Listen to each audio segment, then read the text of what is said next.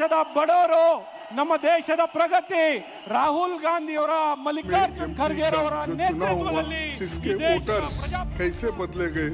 10 bye 10 के घर में रूम में अगर 90 लोगों का वोटर लिस्ट होता है और महाराष्ट्र में एक हॉस्टल में अगर 9000 वोटर्स होते हैं तो आप समझिए ये क्या इलेक्शन कमीशन है, क्या ये मोदी जी की कठपुतली है। आप देखिए सर, स्पेशल इंटेंसिव ड्राइव के नाम पर लाखों गरीब, दलित, आदिवासी और अल्पसंख्यकों के वोटर लिस्ट से हटाया जा रहा है।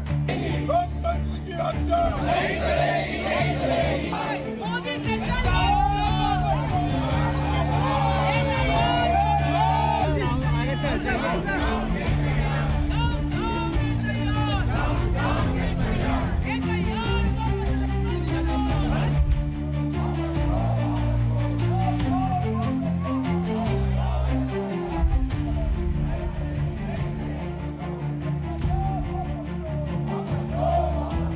We have such proof that will show the whole country that the institution of the Election Commission does not exist. And you will see the shockwave that is going to go through the electoral system when we release this data. It's literally like an atom bomb. Now we have concrete 100% proof of Election Commission allowing cheating in a seat in Karnataka. Not 90%. When we decide to show it to you, it is 100% proof. We just looked at one constituency and we found this. And I'm absolutely convinced that constituency after constituency, this is the drama that is taking place. If 15 seats were rigged, he would not be the Prime Minister of India. The Election Commission vote चोरी में involved. किसके लिए करा रहा है? किसके लिए करा रहा है? बीजेपी के लिए करा रहा है. I want to send a message to Election Commission. Yes, sir. If you think you're going to get away with this, if your officers think you're going to get away with this, you're mistaken. You're not going to get away with it because we are going to come for you. Eligible voters in the voters list. Some new people are included in the voters list. That means to say they are not the voters of the country. That is what now. ದಯವಿಟ್ಟು ಎಲ್ಲರೂ ಸಾವಧಾನದಿಂದ ಕುತ್ಕೋಬೇಕು. ಈ ಒಂದು ಕಾರ್ಯಕ್ರಮ ನಿಮಗೆ ಗೊತ್ತಿದೆ ಎಷ್ಟು ಪ್ರಮುಖವಾದಂಥ ಕಾರ್ಯಕ್ರಮ. ಸನ್ಮಾನ್ಯ ರಾಹುಲ್ ಗಾಂಧಿ ಅವರು ಬಂದಿದ್ದಾರೆ. ಎಲ್ಲರೂ ಕೂಡ ನೀವು ಹೇಳಬೇಕು ರಾಹುಲ್ ಗಾಂಧಿ ಅವರಿಗೆ ಜಿಂದಾಬಾದ್ ಅಂತ. ರಾಹುಲ್ ಗಾಂಧಿ, ಮಲ್ಲಿಕಾರ್ಜುನ್ ಖರ್ಗೆ ಅವರಿಗೆ, ಸಿದ್ದರಾಮಯ್ಯನವ್ರಿಗೆ, DK ಶಿವಕುಮಾರ್ ಅವ್ರಿಗೆ, KC ವೇಣುಗೋಪಾಲ್ ಅವ್ರಿಗೆ, ಸುರ್ಜೇವಾಲಾ ಅವ್ರಿಗೆ. ಇವಾಗ ಒಂದೇ ಮಾತರಂ. ಇವಾಗ ಅದಾದ ನಂತರ ಕಾರ್ಯಕ್ರಮ ನಾವು ಪ್ರಾರಂಭ ಮಾಡ್ತೀವಿ. ದಯವಿಟ್ಟು ಸೇವಾದಳದವರು ಬಂದು ಒಂದೇ ಮಾತರಂ ಹೇಳಬೇಕು ಅಂತ ನಾನು ಕೇಳ್ಕೋತೀನಿ. ದಯವಿಟ್ಟು ಎಲ್ಲ ಎದ್ದು ನಿಂತ್ಕೊಂಡು ಒಂದೇ ಮಾತರಂಗೆ ತಮ್ಮ ಧ್ವನಿಗೂಡಿಸ್ಬೇಕು ಅಂತ ಕೇಳ್ಕೊಳ್ತೀನಿ. सभा कक्ष सावधान. वंदे मातरम शुरू करेंगे. वंदे मातरम, वंदे मातरम. सुजलाम सुफलाम मलयज शीतलाम सस्य श्यामलाम मातरम. वंदे मातरम. शुभ्र ज्योत्स्ना पुलकितयामिनी फुल्लकुसुमित द्रुमदल शोभिनी सुहासिनी सुमधुर भासिनी सुखदां वरदां मातरम. वंदे मातरम, वंदे मातरम. ಧನ್ಯವಾದ. ಎಲ್ಲರೂ ಕೂತ್ಕೊಳ್ಳಿ. ಧನ್ಯವಾದಗಳು ಎಲ್ಲರೂ ಕೂಡ. ಈ ಒಂದು ಐತಿಹಾಸಿಕ ಸಮಾರಂಭ ಇವತ್ತು ಏನ್ ನಡೀತಾ ಇದೆ ಅಕ್ರಮ ಮತದಾನದ ವಿರುದ್ಧ, ಇವತ್ತು ಕಾಂಗ್ರೆಸ್ ಪಕ್ಷ ಏನು ಇವತ್ತು ಧ್ವನಿ ಎತ್ತಿದೆ ಅದರ ಪ್ರಕಾರ ನೀವೆಲ್ಲರೂ ಕೂಡ ಈ ಕಾರ್ಯಕ್ರಮಕ್ಕೆ ಸಾಕ್ಷಿಭೂತರಾಗಿದ್ದೀರಿ. ಇವತ್ತೊಂದು ದಿವಸ ಈ ಒಂದು ಕಾರ್ಯಕ್ರಮನ ವೆಲ್ಕಮ್ ಮಾಡಲಿದ್ದಕ್ಕೆ ನಮ್ಮ ಕರ್ನಾಟಕ ಪ್ರದೇಶ ಕಾಂಗ್ರೆಸ್ ಕಮಿಟಿಯ ಅಧ್ಯಕ್ಷರು ಉಪಮುಖ್ಯಮಂತ್ರಿಗಳು ಆದಂತ ಸನ್ಮಾನ್ಯ ಡಿ ಕೆ ಶಿವಕುಮಾರ್ ಅವರು ಬಂದು ಎಲ್ಲರನ್ನೂ ಸ್ವಾಗತ ಮಾಡಬೇಕು ಅಂತ ಈ ಮೂಲಕ ಕೇಳ್ಕೊಳ್ತೀನಿ.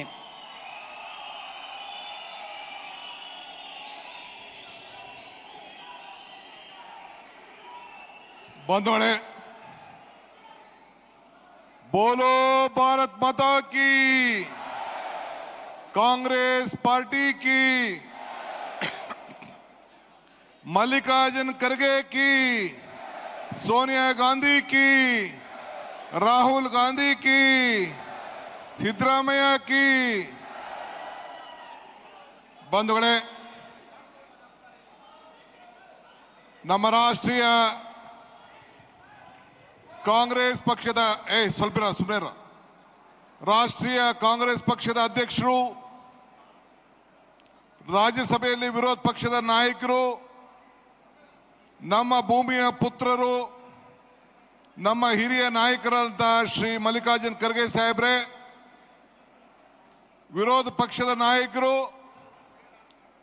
ಪ್ರಜಾಪ್ರಭುತ್ವವನ್ನು ಉಳಿಸಬೇಕು, ಸಂವಿಧಾನವನ್ನು ರಕ್ಷಣೆ ಮಾಡಬೇಕು ಅಂತ ಹೇಳಿ ಒಂದು ದೊಡ್ಡ ಹೋರಾಟವನ್ನ ಪ್ರಾರಂಭ ಮಾಡತಕ್ಕಂಥ ನಮ್ಮ ವಿರೋಧ ಪಕ್ಷದ ನಾಯಕರಾದ ಶ್ರೀ ರಾಹುಲ್ ಗಾಂಧಿ ಅವರೇ, ನಮ್ಮ ರಾಜ್ಯದ ಗೌರವಾನ್ವಿತ ಮುಖ್ಯಮಂತ್ರಿಗಳು, ನಮ್ಮ ಹಿರಿಯ ನಾಯಕರಾದಂಥ ಸಿದ್ದರಾಮಯ್ಯ ಸಾಹೇಬ್ರೆ, ನಮ್ಮ ಎಐಸಿಸಿಯ ಜನರಲ್ ಸೆಕ್ರೆಟರಿ, ನಮ್ಮ ಇನ್ಚಾರ್ಜ್ ಆಗಿ ಇಡೀ ರಾಜ್ಯದ ಮೂಲೆ ಮೂಲೆಯನ್ನ ತಿಳಿದಂತ ಶ್ರೀ ವೇಣುಗೋಪಾಲ್ ಸಾಹೇಬ್ರೆ, ನಮ್ಮ ಎಐಸಿಸಿಯ ಜನರಲ್ ಸೆಕ್ರೆಟರಿ, ನಮ್ಮ ಉಸ್ತುವಾರಿಗಳಂತ ರಣದೀಪ್ ಸುರ್ಜೇವಾಲಾರವರೇ, ವೇದಿಕೆಯಲ್ಲಿರುವಂತಹ ಮಾಜಿ ಮುಖ್ಯಮಂತ್ರಿಗಳಂತ ವೀರಪ್ಪ ಮೊಯ್ಲಿ ಸಾಹೇಬ್ರೆ, ನಮ್ಮ ವರ್ಕಿಂಗ್ ಕಮಿಟಿಯ ಎಲ್ಲ ಗೌರವಾನ್ವಿತ ಸದಸ್ಯರುಗಳೇ,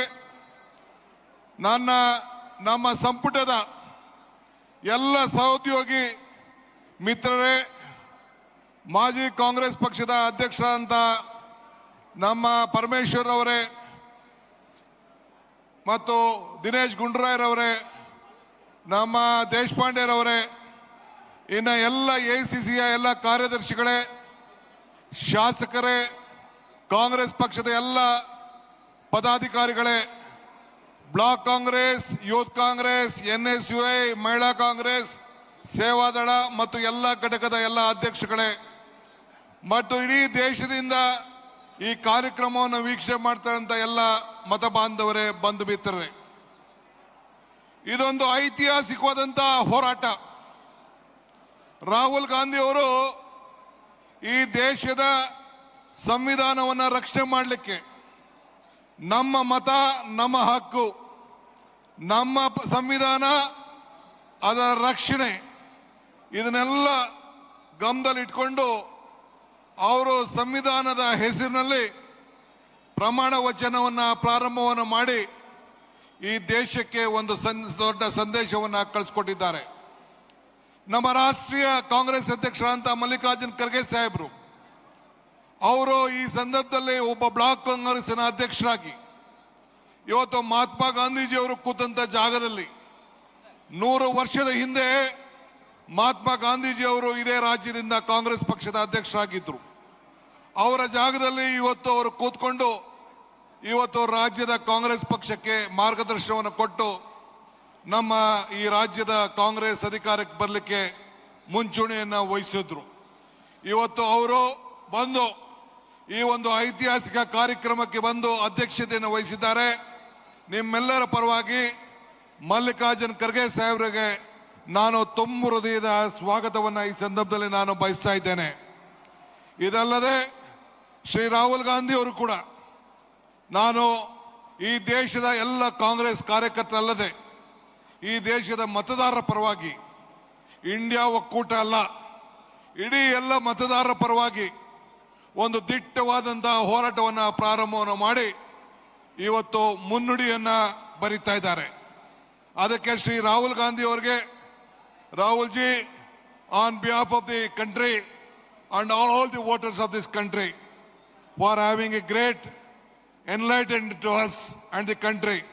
I welcome you on behalf of the Karnataka Pradesh Congress Committee for you. ಇದಲ್ಲದೆ ಇವತ್ತು ನಾವು ನಮ್ಮ ಎಐಸಿಸಿಯ ಜನರಲ್ ಸೆಕ್ರೆಟರಿಗಳು ಇದ್ದಾರೆ. ನಮ್ಮ ವೇಣುಗೋಪಾಲ್ ಅವರು, ನಮ್ಮ ರಾಜ್ಯವನ್ನ ಅರ್ಥಂತವರು, ಅವರು ಕೂಡ ಬಂದಿದ್ದಾರೆ. I welcome Shri Venugopal for this great event.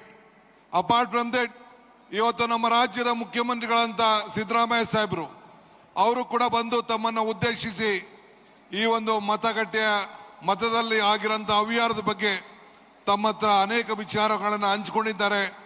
ಅವರು ಕೂಡ ನಾನು ಈ ಸಂದರ್ಭದಲ್ಲಿ ಸ್ವಾಗತವನ್ನು ಬಯಸ್ತಾ ಇದ್ದೇನೆ. ಇದಲ್ಲದೆ ನಮ್ಮ ಸುರ್ಜೇವಾಲಾ ಸಾಹೇಬರು ಅವ್ರಿಗೂ ಕೂಡ ಈ ಸಂದರ್ಭದಲ್ಲಿ ಬೆಳಗ್ಗೆ ಸಾಯಂಕಾಲ ಈ ರಾಜ್ಯದಲ್ಲಿ ಅಧಿಕಾರ ಬರಲು, Surjewala ji, you have fought with us last 4 years. You have been helping us to bring the party to come up power. So I welcome you on behalf of the Karnataka Pradesh Congress Committee, sir. I welcome all the Congress party leaders who are on the dais and all of them for again participating. And ನಿಮ್ಮೆಲ್ಲರೂ ಕೂಡ ಈ ಸಂದರ್ಭದಲ್ಲಿ ತಾವೆಲ್ಲ ಇಂಥ ಐತಿಹಾಸಿಕ ಕಾರ್ಯಕ್ರಮಕ್ಕೆ ಬಂದಿದ್ದೀರಿ. ನಾನು ಹೆಚ್ಚಿಗೆ ಮಾತಾಡಕ್ಕೆ ಹೋಗೋದಿಲ್ಲ. ರಾಹುಲ್ ಗಾಂಧಿ ಸಾಹೇಬರು, ಖರ್ಗೆ ಸಾಹೇಬರು, ಸಿದ್ದರಾಮಯ್ಯ ಸಾಹೇಬರು ಮಾತಾಡ್ತಾರೆ.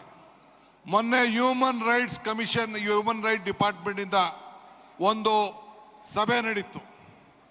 ನಮ್ಮ ರಾಹುಲ್ ಗಾಂಧಿ ಅವರು ಒಂದು ವಿಚಾರವನ್ನು ಹೇಳಿದ್ರು ಆ ಮೀಟಿಂಗ್ನಲ್ಲಿ. ಅವ್ರು ಏನು ಹೇಳಿದ್ರು ಅಂತ ಅಂದ್ರೆ, ಈ ಸಂವಿಧಾನವನ್ನು ರಕ್ಷಣೆ ಮಾಡಬೇಕು, ಮತಗಳನ್ನು ಉಳಿಸಬೇಕು. ಪ್ರತಿಯೊಂದು ಹಾಸ್ಪಿಟಲ್ನಲ್ಲಿ ಯಾವ ರೀತಿ ಒಂದು ಬ್ಲಡ್ ಬ್ಯಾಂಕ್ ಇದೆ, ಅದೇ ರೀತಿ ಒಂದು ಲೀಗಲ್ ಬ್ಯಾಂಕ್ ಅನ್ನ ಮತಗಳನ್ನ ರಕ್ಷಣೆ ಮಾಡಲಿಕ್ಕೆ ಪ್ರತಿಯೊಂದು ಅಸೆಂಬ್ಲಿ ಕ್ಷೇತ್ರದಲ್ಲೂ ಕೂಡ ಒಂದು ಲೀಗಲ್ ಬ್ಯಾಂಕ್ ಅನ್ನ ಪ್ರಾರಂಭ ಮಾಡಬೇಕು ಅಂತೇಳಿ ಅವರ ಮಾರ್ಗದರ್ಶನ ಕೊಟ್ಟಿದ್ದಾರೆ. I agree Rahul ji. On the legal day which we had a meeting, you guided us how an hospital will have a blood bank. On the same issue, you should have a legal bank to protect the voters and the constitution of this country. So I am giving a call, as you rightly said, to all our party cadres, that every assembly segment should have a legal bank so that you protect the constitution and enlighten the voters.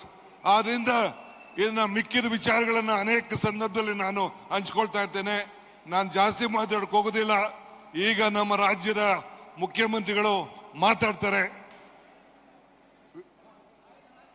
Rahul G ಒಂದು ಈಗ ತಮ್ಮನ್ನು ಉದ್ದೇಶಿಸಿ ನಮ್ಮ ರಾಜ್ಯದ ಗೌರವಾನ್ವಿತ ನಮ್ಮ ರಾಷ್ಟ್ರದ ನಾಯಕರಾದಂತಹ ಶ್ರೀ ರಾಹುಲ್ ಗಾಂಧಿ ಅವರು ಮಾತಾಡ್ತಾರೆ. ಅದಾದ ಮೇಲೆ ಬೇರೆ ನಾಯಕರುಗಳು ಮಾತಾಡ್ತಾರೆ. ತಾವೆಲ್ಲ ಕೇಳಬೇಕು ಅಂತೇಳಿ ನಾನು ಪ್ರಾರ್ಥನೆ ಮಾಡ್ತಾ ಇದ್ದೀನಿ.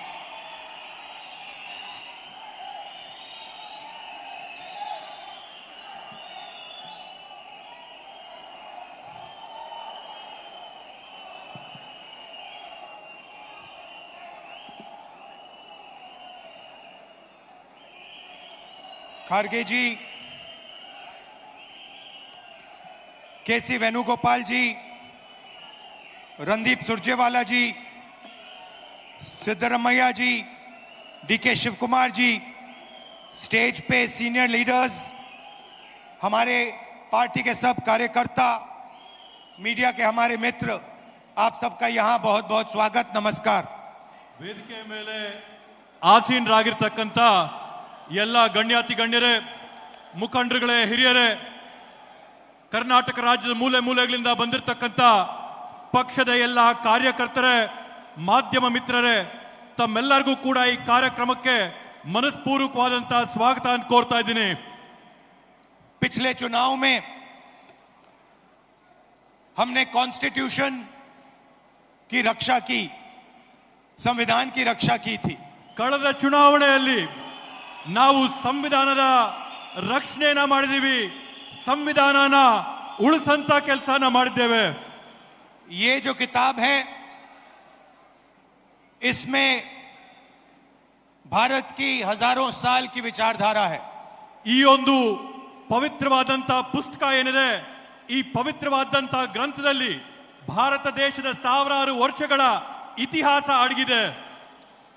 इसमें महात्मा गांधी, अंबेडकर जी, जवाहरलाल नेहरू, सरदार पटेल की आवाज गूंजती है।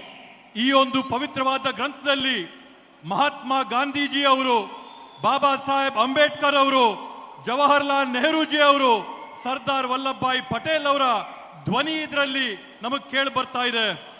मगर इस किताब में बसवना जी, नारायण गुरु, फूले जी, इनकी भी आवाज गूंजती है। ಹಾಗೇನೆ ಈ ಒಂದು ಗ್ರಂಥದಲ್ಲಿ ಬಸವಣ್ಣ ಅವರ ಧ್ವನಿ, ಫುಲೆ ಅವರ ಧ್ವನಿ, ಎಲ್ಲರ ಧ್ವನಿ ಕೂಡ ಕೇಳಿ ಬರ್ತಾ ಇದೆ. और इसकी नींव, इसका foundation one man one vote. ಈ ಒಂದು ಪುಸ್ತಕದ ಮೂಲಭೂತ ಅಡಿಪಾಯ ಏನಂತಂದ್ರೆ ಒಬ್ಬ ಮನುಷ್ಯನಿಗೆ ಒಂದೇ ಮತ ಅನ್ನಂತದ್ದು ಅದರ ಅಡಿಪಾಯ. हर हिंदुस्तानी नागरिक को यह संविधान एक वोट का अधिकार देता है। ಪ್ರತಿಯೊಬ್ಬ ಭಾರತೀಯ ಪ್ರಜೆಗೂ ಕೂಡ ಈ ಸಂವಿಧಾನ ಪುಸ್ತಕದ ಮುಖಾಂತರವಾಗಿ ಒಂದೇ ಒಂದು ಮತದ ಹಕ್ಕು ಎಲ್ಲರಿಗೂ ಕೂಡ ಕೊಡುವಂತದ್ದು. पिछले चुनाव में बीजेपी ने कहा, मोदी जी ने, इनके नेताओं ने इस पर आक्रमण किया। ಕಳೆದ ಚುನಾವಣೆಯಲ್ಲಿ ಬಿಜೆಪಿಯ ಮುಖಂಡರುಗಳು, ನರೇಂದ್ರ ಮೋದಿಜಿ ಅವರು, ಅವರ ಪಕ್ಷದ ಕಾರ್ಯಕರ್ತರು ಈ ಒಂದು ಪವಿತ್ರವಾದಂತಹ ಗ್ರಂಥದ ಮೇಲೆ ಬೇರೆ ಬೇರೆ ರೀತಿಯಾದಂತಹ ಪ್ರಹಾರಗಳನ್ನ ಮಾಡಿದ್ದಾರೆ.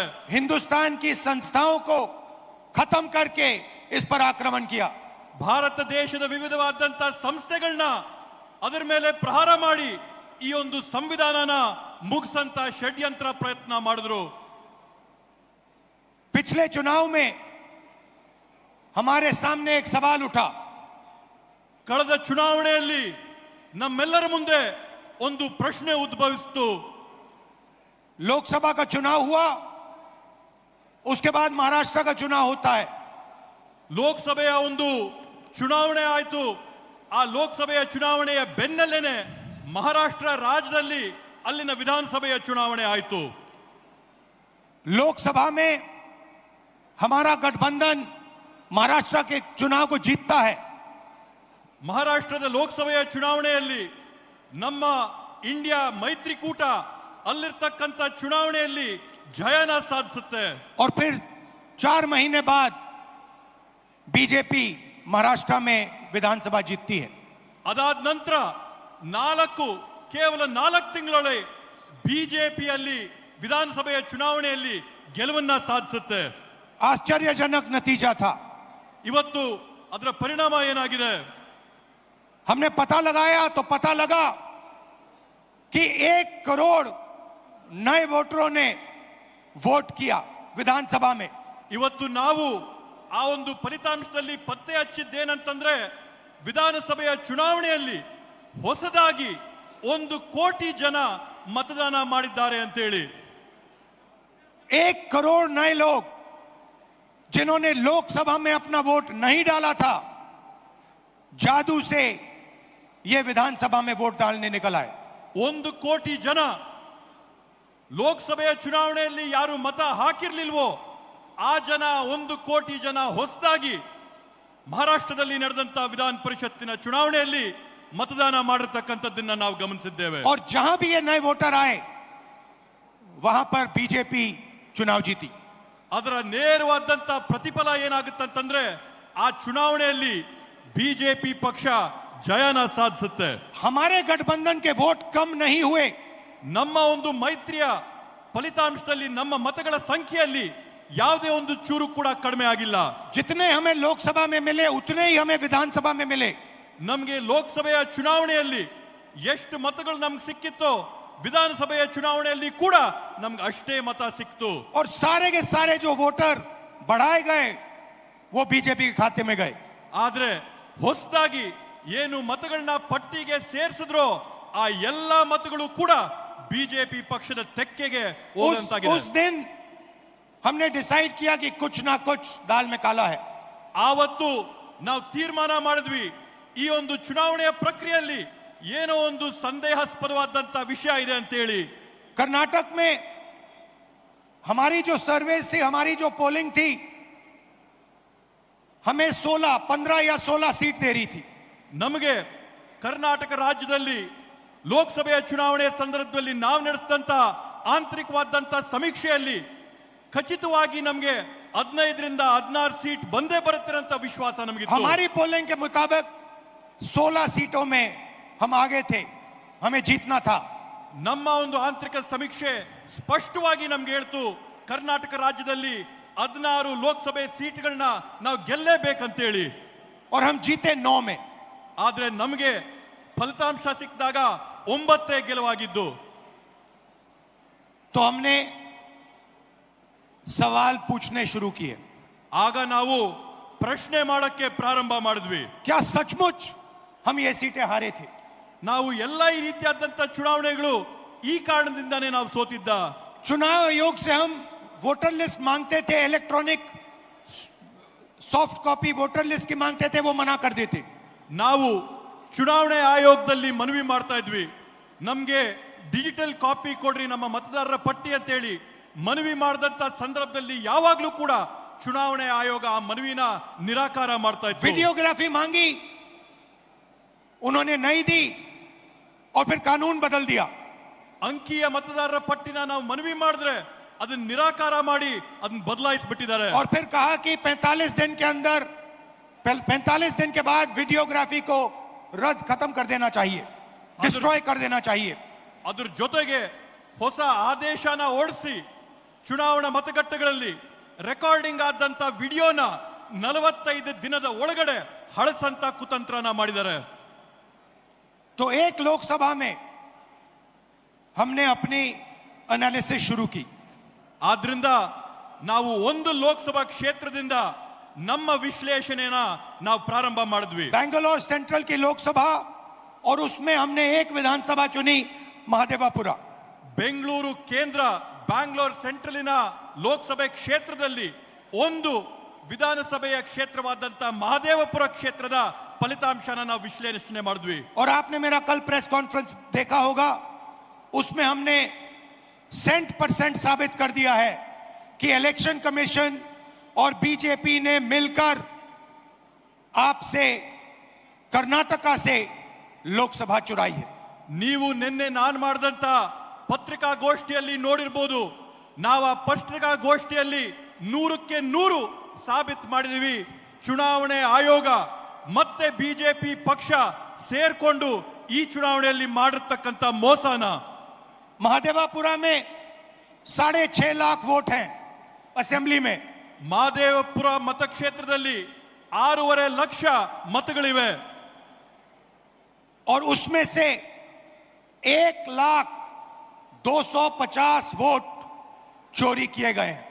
ಅದರಲ್ಲಿ 1,250,000 ಮತಗಳನ್ನ ಇವತ್ತು ಮತಗಳ್ಳತನ ಆಗಿದೆ ಅಂತ ಹೇಳಿ ಘಂಟಾಘೋಷವಾಗಿ ಹೇಳ್ತೀನಿ। मतलब 6 में से 1 वोट इन्होंने चोरी किया है। ಅದರ ಅರ್ಥ ಏನಂತಂದ್ರೆ 6 ಮತಗಳಲ್ಲಿ 1 ಮತನ ಇವ್ರು ಕಳ್ತನ ಮಾಡಿದಾರೆ ಅಂತ ಹೇಳಿ। 5 तरीके से चोरी की गई है। 5 ವಿಧಗಳಲ್ಲಿ ಈ ಮತಗಳ ಕಳ್ತನ ಆಗಿದೆ। डुप्लीकेट वोटर मतलब एक वोटर अनेक बार वोटिंग कर रहा है।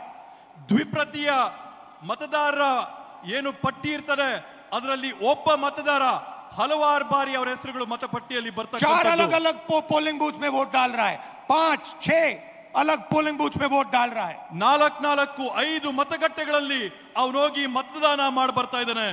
ऐसे तकरीबन 12,000 वोटर हैं। ಈ ರೀತಿಯಾದಂತದ್ದು ಸರ್ಸಮಾನವಾಗಿ 12,000 ಮತಗಳು ಇವತ್ತು ನಾವು ಕಂಡಿದ್ದೇವೆ। फेक एंड इनवैलिड एड्रेस मतलब इनका पता नहीं है या फिर 0 नंबर एड्रेस है। ನಕಲಿ ಆದಂತ ವಿಳಾಸಗಳಲ್ಲಿ ಅವರ ವಿಳಾಸ ಸಿಗದೇ ಇದ್ದಂತವರು ಈ ಪಟ್ಟಿಗಳಲ್ಲಿದ್ದಾರೆ। तकरीबन 40,000 ऐसे वोट हैं। ಹತ್ತತ್ರ 40,000 ಈ ರೀತಿಯಾಗಿ ವಿಳಾಸ ಸಿಗದೇ ಇದ್ದಂತ ಮತದಾರರು ನಾವು ಗುರುತಿಸಿದ್ದೇವೆ। बल्क वोटर एक एड्रेस में, ಒಂದೇ ವಿಳಾಸದಲ್ಲಿ ದೊಡ್ಡ ಸಂಖ್ಯೆಯಲ್ಲಿ ಮತದಾರರ ನೋಂದಣಿ ಆಗಿರ್ತಕ್ಕಂಥದ್ದನ್ನ ನಾವು ಗುರುತಿಡಿದ್ದೇವೆ। एक बेडरूम का घर है और उसमें 40-50 लोग रहते हैं। ಒಂದೇ ಒಂದು ಕೊಠಡಿಯ ಮನೆ ಇದೆ, ಆ ಒಂದು ಕೊಠಡಿಯ ಮನೆಯಲ್ಲಿ 40-50-80 ಜನ ವಾಸ ಇದ್ದಾರೆ। और जब उनको वहां हम ढूंढने जाते हैं वहां पे कोई नहीं है। ಅಲ್ಲಿ ನಾವು ನಮ್ಮ ಜನನ ಕಳಿಸಿದಂತ ಸಂದರ್ಭದಲ್ಲಿ, ಅಲ್ಲಿ ನಾವು ಪರೀಕ್ಷೆ ಮಾಡಿದಂತ ಸಂದರ್ಭದಲ್ಲಿ ಅಲ್ಲಿ ನಮ್ಗೆ ಯಾರು ಕೂಡ ಸಿಗ್ಲಿಲ್ಲ. और घर का मालिक बीजेपी का लीडर. ಅಲ್ಲಿ ಯಾರಿದಾರಂತಂದ್ರೆ ಅಲ್ಲಿರ್ತಕ್ಕಂಥದ್ದು ಬಿಜೆಪಿ ಪಕ್ಷದ ಒಬ್ಬ ನಾಯಕ. इनवैलिड फोटोज 4000 वोट्स जिसमें फोटो है ही नहीं या इतनी छोटी फोटो है कि दिखाई नहीं देती. ಕೆಲವೊಂದು ಮತದಾರರ ಗುರುತಿನ ಚೀಟಿಯಲ್ಲಿ ಮತದಾರರ ಭಾವಚಿತ್ರನೇ ಸಿಕ್ಕಲ್ಲ. 4000 ಈ ರೀತಿಯಾದಂತ ಪ್ರಕರಣಗಳನ್ನ ನಾವು ನೋಡಿದ್ದೇವೆ. और 34,000 तकरीबन 34,000 वोट जहां फॉर्म 6 को मिसयूज किया गया है.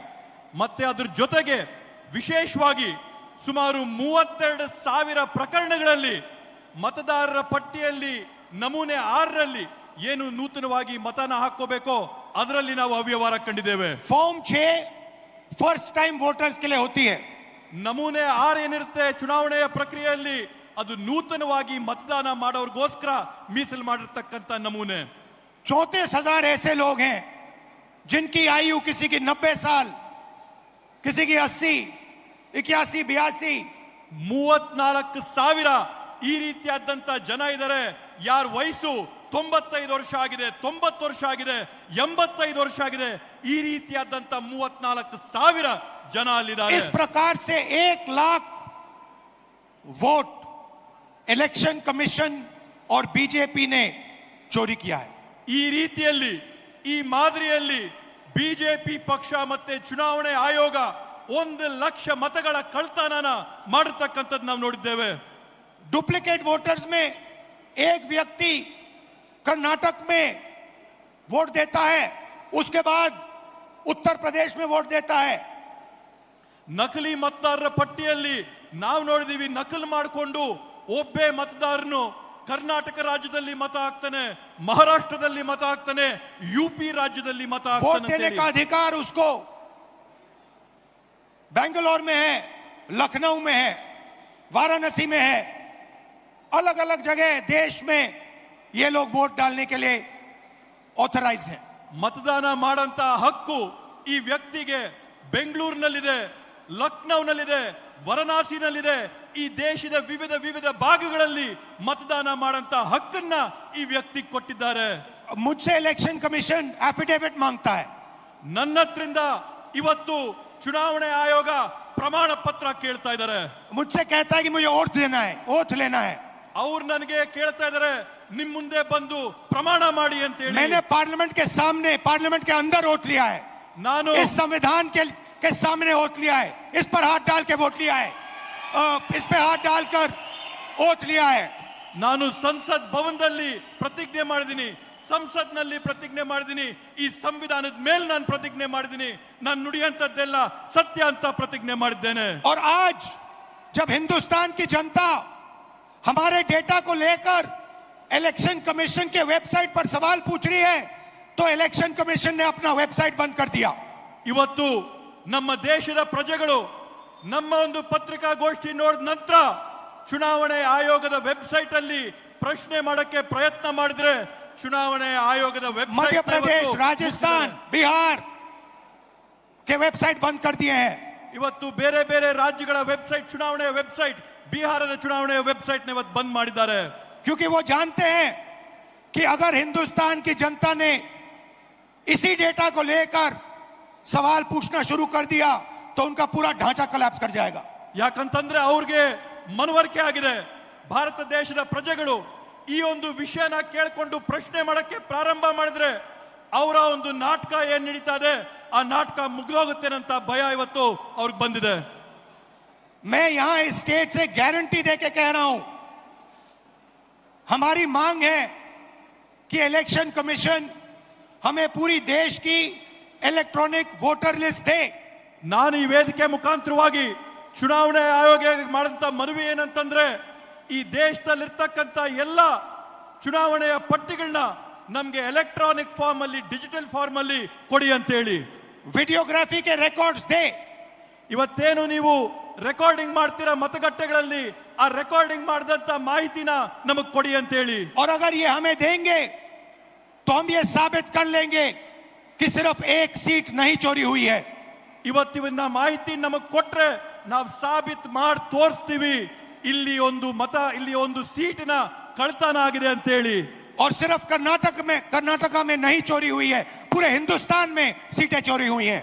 ಈ ಕಳ್ತನ ಕೇವಲ ಕರ್ನಾಟಕ ರಾಜ್ಯದ ಒಂದರಲ್ಲೇ ಅಲ್ಲ, ಭಾರತ ದೇಶಾದ್ಯಂತ ಪೂರ್ತಿ ಈ ರೀತಿಯಾಗಿ ಮತಗಳ ಕಳ್ತನ ಆಗಿದೆ. इलेक्शन कमीशन बीजेपी का नहीं है, इलेक्शन कमीशन संविधान के लिए काम करता है. ಇವತ್ತು ಚುನಾವಣೆ ಆಯೋಗ ಏನಿದೆ ಬಿಜೆಪಿ ಅವರ ಪರವಾಗಿ ನಿಂತಿದೆ. ಎಲೆಕ್ಷನ್ ಕಮಿಷನ್ ಏನಿದೆ ಇವತ್ತು ಸಂವಿಧಾನದ ವಿರುದ್ಧವಾಗಿ ಇವತ್ತು ನಡ್ಕೋತಾ ಇದೆ. और कर्नाटक में सीट चोरी की गई है, एक लोकसभा को हमने जांच करके निकाला है. मैं कह सकता हूं कि 1 से ज्यादा सीटें यहां चोरी हुई हैं. ಇವತ್ತು ಕರ್ನಾಟಕದಲ್ಲಿ ನಾವು ಒಂದು ಕ್ಷೇತ್ರನ ಪರಿಶೀಲನೆ ಮಾಡಿ ಆ ಕ್ಷೇತ್ರದಲ್ಲಿ ಆದಂತ ಕಳ್ತನನ ನಾವು ಸಾಬೀತು ಮಾಡಿದೀವಿ. 100ಕ್ಕೆ 100 ನಾನು ನಿಮ್ಗೆ ಆಶ್ವಾಸನೆ ಕೊಡ್ತೀನಿ. ಕರ್ನಾಟಕ ರಾಜ್ಯಾದ್ಯಂತ ನಾವು ಪರಿಶೀಲನೆ ಮಾಡಿದ್ರೆ ಒಂದಲ್ಲ ಹಲವಾರು ಉದಾಹರಣೆ ನಮ್ಗೆ ಸಿಗುತ್ತೆ ಅಂತ ಹೇಳಿ. जो कॉन्स्टिट्यूशन का फाउंडेशनल आइडिया है, 1 मैन 1 वोट, इस पर इलेक्शन कमीशन और उसके सारे अफसर आक्रमण कर रहे हैं. इसका मतलब वो संविधान पर आक्रमण कर रहे हैं. ಇವತ್ತು ಸಂವಿಧಾನದ ಮೂಲ ಧ್ಯೇಯ ಏನಿದೆ, ಸಂವಿಧಾನದ ಮೂಲ ಧ್ಯೇಯ ಅಂದ್ರೆ ಒಬ್ಬ ವ್ಯಕ್ತಿಗೆ ಒಂದೇ ಮತ ಅನ್ನಂಥದ್ದು.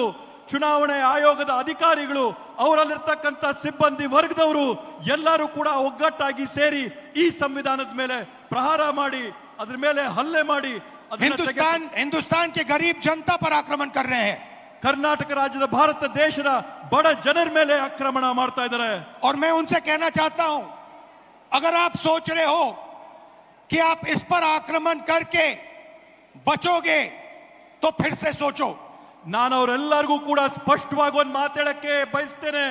ನೀವು ಈ ಸಂವಿಧಾನದ ಮೇಲೆ ಪ್ರಹಾರ ಮಾಡಿ ನೀವು ಯಶಸ್ವಿ ಆಗ್ತೀರಾ ಅಂತಂದ್ರೆ ತಾವು ಮತ್ತೊಮ್ಮೆ ಆಲೋಚನೆ ಮಾಡಬೇಕು ಅಂತ ಒಂದು ವಾರ್ನಿಂಗ್ ನಿಮಗೆ ಕೊಡ್ತೀನಿ. टाइम लगेगा मगर हम आपको पकड़ेंगे.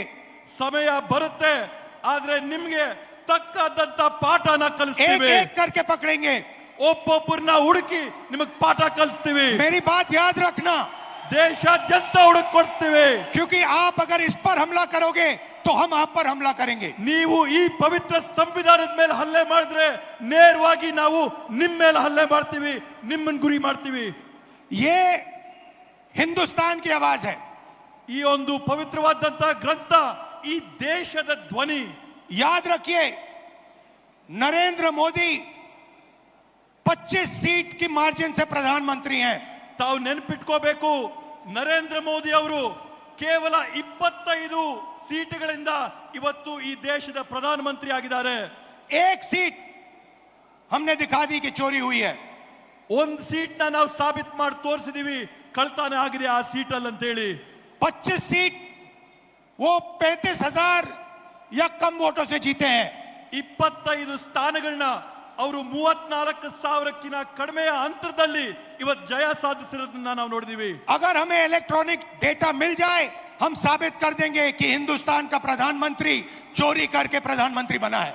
ಇವತ್ತು ನಮ್ಗೆ ಸರಿಯಾದಂತ ಮಾಹಿತಿ ಕೊಟ್ರೆ ನಾವು ಸಾಕ್ಷಿಯಾಗಿ ತೋರಿಸ್ತೀವಿ ಈ ದೇಶದ ಪ್ರಧಾನಮಂತ್ರಿ ಕಳ್ತನ ಮಾಡಿ ಪ್ರಧಾನಮಂತ್ರಿ ಆಗಿರ್ತಕ್ಕಂಥ. पूरे देश को यह सवाल पूछना चाहिए कि इलेक्शन कमीशन इलेक्ट्रॉनिक डेटा और वीडियोग्राफी क्यों नहीं दे रहा है. ಇವತ್ತು ಪೂರ್ತಿ ದೇಶ ಒಕ್ಕೊರಲಿನಿಂದ ಪ್ರಶ್ನೆ ಮಾಡಬೇಕಾಗಿದೆ. ಚುನಾವಣೆ ಆಯೋಗ ಡಿಜಿಟಲ್ ರೆಕಾರ್ಡ್ ನ ಮತ್ತೆ ರೆಕಾರ್ಡಿಂಗ್ಗಳನ್ನ, ವಿಡಿಯೋ ರೆಕಾರ್ಡಿಂಗ್ ನ ಯಾಕೆ ಕೊಡ್ತಾ ಇಲ್ಲ ಅಂತ ಹೇಳಿ. मैं लीडर ऑफ ऑपोजिशन हूं मगर मैं अकेला नहीं बोल रहा हूं. ನಾನು ವಿರೋಧ ಪಕ್ಷದ ನಾಯಕನಾಗಿರ್ಬೋದು, ಆದ್ರೆ ನಾನು ಒಬ್ಬೊಂಟಿಗನಾಗಿ ಮಾತಾಡ್ತಾ ಇಲ್ಲ. हिंदुस्तान की सारी राजनीतिक ऑपोजिशन की पार्टियां ये सवाल पूछ रही हैं. ಈ ದೇಶದ ಎಲ್ಲಾ ರಾಜಕೀಯ ಪಕ್ಷಗಳು ಕೂಡ ನಮ್ಮ ಜೊತೆ ನಿಂತು ಇದನ್ನ ಪ್ರಶ್ನೆ ಮಾಡ್ತಾ ಇದ್ದಾರೆ. और इलेक्शन कमीशन को एकदम ये डेटा हमारे हवाले कर देना चाहिए. ಅದೇ ರೀತಿಯಲ್ಲಿ ಚುನಾವಣಾ ಆಯೋಗ ಈ ಕೂಡಲೇನೆ ಈ ಎಲ್ಲಾ ಮಾಹಿತಿಗಳನ್ನ ಬಹಿರಂಗ ಪಡಿಸಬೇಕು ಅಂತ ಹೇಳ್ತೇನೆ. कर्नाटक में जो हमने डेटा निकाला है वो एक क्राइम का एविडेंस है. ಕರ್ನಾಟಕ ರಾಜ್ಯದಲ್ಲಿ ನಾವು ತೆಗೆದಿರ್ತಕ್ಕಂಥ ಮಾಹಿತಿ ಒಂದು ದೊಡ್ಡ ಕುತಂತ್ರದ ಸಾಕ್ಷಿಯ ಗುಡ್ಡ ಆಗಿ ನಿಂತಿದೆ. 6 महीने लगे हमें उस डेटा को निकालने के लिए. 6 ತಿಂಗಳಿನ ಕಾಲಾವಧಿ ಆಗಿದೆ ನಮ್ಗೆ ಆ ಮಾಹಿತಿನೆಲ್ಲ ಸಂಗ್ರಹ ಮಾಡೋದಕ್ಕೋಸ್ಕರ. इतना बड़ा कागजों की फाइल थी. 7 ಅಡಿ ಎತ್ತರದ ಕಾಗದಗಳ ಪತ್ರಗಳ ಪೇಪರ್ಗಳನ್ನ ಇವತ್ತು ನಾವು ಪರಿಶೀಲನೆ ಮಾಡಿದ್ದೇವೆ. एक फोटो को लाखों फोटो के सामने कंपेयर किया है. ಒಂದು ಭಾವಚಿತ್ರನ ಲಕ್ಷಾಂತರ ಭಾವಚಿತ್ರಗಳ ಜೊತೆಗೆ ಹೋಲಿಕೆ ಮಾಡಿದ್ದೇವೆ ನಾವು. हर एक नाम को चेक किया है. ಪ್ರತಿಯೊಂದು ಹೆಸರನ್ನ ನಾವು ಪರಿಶೀಲನೆ ಮಾಡಿದ್ದೇವೆ. और हम मानते हैं कि हिंदुस्तान का पूरा जो डेटा है, इलेक्शन का डेटा है, वो एविडेंस है. ಇವತ್ತು ನಾವು ಹೇಳ್ತೀವಿ ಭಾರತ ದೇಶದಲ್ಲಿ ನಡೆದಿರ್ತಕ್ಕಂಥ ಚುನಾವಣೆಗಳಲ್ಲಿ ಇರ್ತಕ್ಕಂಥ ಮತಪಟ್ಟಿಗಳು ಇದಕ್ಕೆ ಸಾಕ್ಷಿಯಾಗಿವೆ. ಪ್ರತಿಯೊಂದು ಈ और अगर उसको किसी ने डिस्ट्रॉय किया तो वो एविडेंस को डिस्ट्रॉय कर रहा है. ಇವತ್ತು ನಾವು ಯಾರನ್ನೇ ಪ್ರಶ್ನೆ ಮಾಡಿದ್ರು ಕೂಡ ಅವರು ಈ ಸಾಕ್ಷಿನ ನಾಶ ಮಾಡಂತ ಕುತಂತ್ರದಲ್ಲಿದ್ದಾರೆ. और उस क्राइम को आगे बढ़ा रहा है. ಈ ರೀತಿಯಾದಂತ ಕುತಂತ್ರನ ಈ ತಪ್ಪುಗಳನ್ನ ಅವರು ಮುಂದುವರಿಸ್ತಾನೆ ಹೋಗ್ತಾ ಇದ್ದಾರೆ. और इलेक्शन कमीशन के लोगों को एक और बात माननी होगी, समझना होगा. ಇವತ್ತು ಎಲೆಕ್ಷನ್ ಚುನಾವಣೆ ಆಯೋಗದವರು ಜನರ ಹತ್ರದಿಂದ ಕೇಳಂತ ಮತ್ತೊಂದು ಪ್ರಶ್ನೆಗೆ ಉತ್ತರ ಕೊಡಬೇಕಾಗ್ತದೆ. हमें एक सीट की सच्चाई निकालने के लिए 6 महीने लगे. ನಮ್ಗೆ ಒಂದು ಸೀಟಿನ ವಾಸ್ತವಾಂಶ ತೆಗೆರಷ್ಟರಲ್ಲಿ 6 ತಿಂಗಳಿನ ಕಾಲಾವಧಿ ಬೇಕಾಗಿತ್ತು. मगर अगर आपने हमें डेटा नहीं दिया तो हम ये काम 1 नहीं 10, 15, 20, 25 सीटें में भी कर सकते हैं. ನೀವೇನಾದ್ರೂ ನಮ್ಗೆ ಈ ಮಾಹಿತಿನ ಕೊಟ್ಟಿಲ್ಲ ಅಂದ್ರೆ ನೇರವಾಗಿ ನಾವು ನಿಮ್ಗೆ ಹೇಳ್ತಾ ಇದೀವಿ, ಒಂದು ಕ್ಷೇತ್ರ ಅಲ್ಲ 5, 10, 15, 25 ಕ್ಷೇತ್ರಗಳಲ್ಲಿ ನಾವು ಈ ಮಾಹಿತಿನ ಸಂಗ್ರಹ ಮಾಡಿ ಬಹಿರಂಗ ಮಾಡ್ತೀವಿ. पेपर कॉपियां हैं हमारे पास. ನಮ್ಮ ಹತ್ರ ಮಾಹಿತಿ ಇದೆ ಇದ್ರ ಬಗ್ಗೆ. आप छुपा नहीं सकते. ನೀವು ಇದನ್ನ ಯಾವುದೇ ಕಾರಣಕ್ಕೂ ಬಚ್ಚಿಡಕ್ಕಾಗಲ್ಲ, ಮುಚ್ಚಿಡಕ್ಕಾಗಲ್ಲ. और आप छुप नहीं सकते. ನೀವು ಸುಮ್ಮನೆ ಕೂಡ ಇರಕ್ ಸಾಧ್ಯವಿಲ್ಲ. एक ना एक दिन आपको ऑपोजिशन का सामना करना पड़ेगा. ಒಂದಲ್ಲ ಒಂದಿನ ನೀವು ವಿರೋಧ ಪಕ್ಷಗಳನ್ನ ಎದುರಿಸಲೇಬೇಕಾಗುತ್ತೆ ಅಂತ ಹೇಳ್ತೀನಿ ಈ ಸಂದರ್ಭದಲ್ಲಿ. हर ऑफिसर को और इलेक्शन कमिश्नर को यह बात अच्छी तरह समझ लेनी चाहिए. ಚುನಾವಣೆ ಆಯೋಗದ ಪ್ರತಿಯೊಬ್ಬ ಅಧಿಕಾರಿಗೆ, ಅವರ ಮುಖ್ಯಸ್ಥರಿಗೆ, ಪ್ರತಿಯೊಬ್ಬರಿಗೂ ಕೂಡ ಈ ವಿಷಯ ಮನವರಿಕೆ ಆಗಬೇಕು ಅಂತ ಹೇಳ್ತೀನಿ. यहाँ पे एक लोकसभा चोरी की गई है. ಇಲ್ಲೇ ಒಂದು ಚುನಾವಣೆಯ ಫಲಿತಾಂಶನ ಕಳ್ತನ ಮಾಡಿದಂತಾಗಿದೆ. ये एक क्रिमिनल एक्ट है. कर्नाटक की जनता के खिलाफ एक क्रिमिनल एक्ट है. ಇದು ಕರ್ನಾಟಕ ರಾಜ್ಯದ ಜನತೆಯ ವಿರುದ್ಧವಾಗಿ ಇದೊಂದು ದೊಡ್ಡ ಅಪರಾಧವಾಗಿ ನಿಂತಿದೆ. ಅಪರಾಧ ಮಾಡಿದ್ದಾರೆ ಇವತ್ತು ಕರ್ನಾಟಕದ ವಿರುದ್ಧವಾಗಿ. कर्नाटका की सरकार को इस क्राइम का इन्वेस्टिगेशन करना चाहिए और एक्शन लिया जाना चाहिए. ಕರ್ನಾಟಕ ರಾಜ್ಯ ಸರ್ಕಾರ ಈ ಒಂದು ಅಪರಾಧದ ವಿರುದ್ಧವಾಗಿ ತನಿಖೆ ನಡೆಸಬೇಕು, ಜನಕ್ಕೆ ನ್ಯಾಯ ಕೊಡಿಸಬೇಕು ಅಂತ ಈ ಸಂದರ್ಭದಲ್ಲಿ ಹೇಳ್ತೇನೆ. ये जो इलेक्शन कमीशन के ऑफिसर्स हैं जिन्होंने 1000, 10,000, 15,000 लोगों को, फेक लोगों को वोटर लिस्ट में डाला है, इनसे सवाल पूछना चाहिए. ಇವತ್ತು ಯಾವ ಚುನಾವಣೆ ಅಧಿಕಾರಿಗಳಿದ್ದಾರೆ, ಯಾರು ಸೇರ್ಕೊಂಡು 5,000, 10,000, 15,000 ಮತಗಳನ್ನ ಇವತ್ತು ಮತದಾರರ ಪಟ್ಟಿಗೆ ಸೇರಿಸಿದ್ದಾರೆ, ಅವರೆಲ್ಲರನ್ನೂ ಕೂಡ ಇವತ್ತು ಪ್ರಶ್ನೆ ಮಾಡಬೇಕಾಗಿದೆ. और महादेवापुरा की सच्चाई निकालनी चाहिए. ಮತ್ತೆ ಮಹದೇವಪುರ ಚುನಾವಣೆಯಲ್ಲಿ ನಡೆದಂತ ವಾಸ್ತವಾಂಶನ ಹೊರಗೆ ತೆಗಿಬೇಕಾಗಿದೆ. मैं आप सबका दिल से धन्यवाद करता हूं कि आप कांग्रेस पार्टी के कार्यकर्ता, जिनके खून में इस संविधान का डीएनए. ನಾನು ಮತ್ತೊಮ್ಮೆ ತಮ್ಮೆಲ್ಲರಿಗೂ ಕೂಡ ಮನಸ್ಪೂರ್ವಕವಾದಂತ ಧನ್ಯವಾದ ಹೇಳಕ್ ಬಯಸ್ತೇನೆ. ಕಾಂಗ್ರೆಸ್ ಪಕ್ಷದ ಕಾರ್ಯಕರ್ತರಾದಂತ ತಾವೆಲ್ಲರೂ ಕೂಡ ತಮ್ಮ ರಕ್ತಗತವಾಗಿ ರಕ್ತದಲ್ಲಿ ಸಂವಿಧಾನದ ಡಿಎನ್ಎ ತಮ್ಮೆಲ್ಲರಲ್ಲಿ ಕೂಡ ಇದೆ ಅಂತ ಹೇಳಿ आपको याद होगा कि कर्नाटका की सरकार चोरी की गई थी. ತಮಗೂ ಕೂಡ ನೆನಪಿರಬಹುದು, ಈ ಹಿಂದೆ ಕರ್ನಾಟಕ ರಾಜ್ಯದ ಸರ್ಕಾರನ ಕೂಡ ಕಳ್ತನ ಮಾಡಿದ್ದಂಥದ್ದು. पैसा देकर चोरी की गई थी.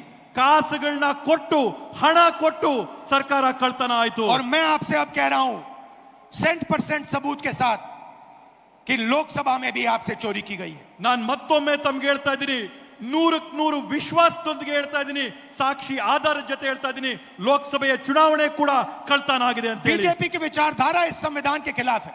ಬಿಜೆಪಿ ಅವರ ತತ್ವ ಸಿದ್ಧಾಂತ ಈ ಸಂವಿಧಾನದ ವಿರೋಧವಾಗಿದೆ.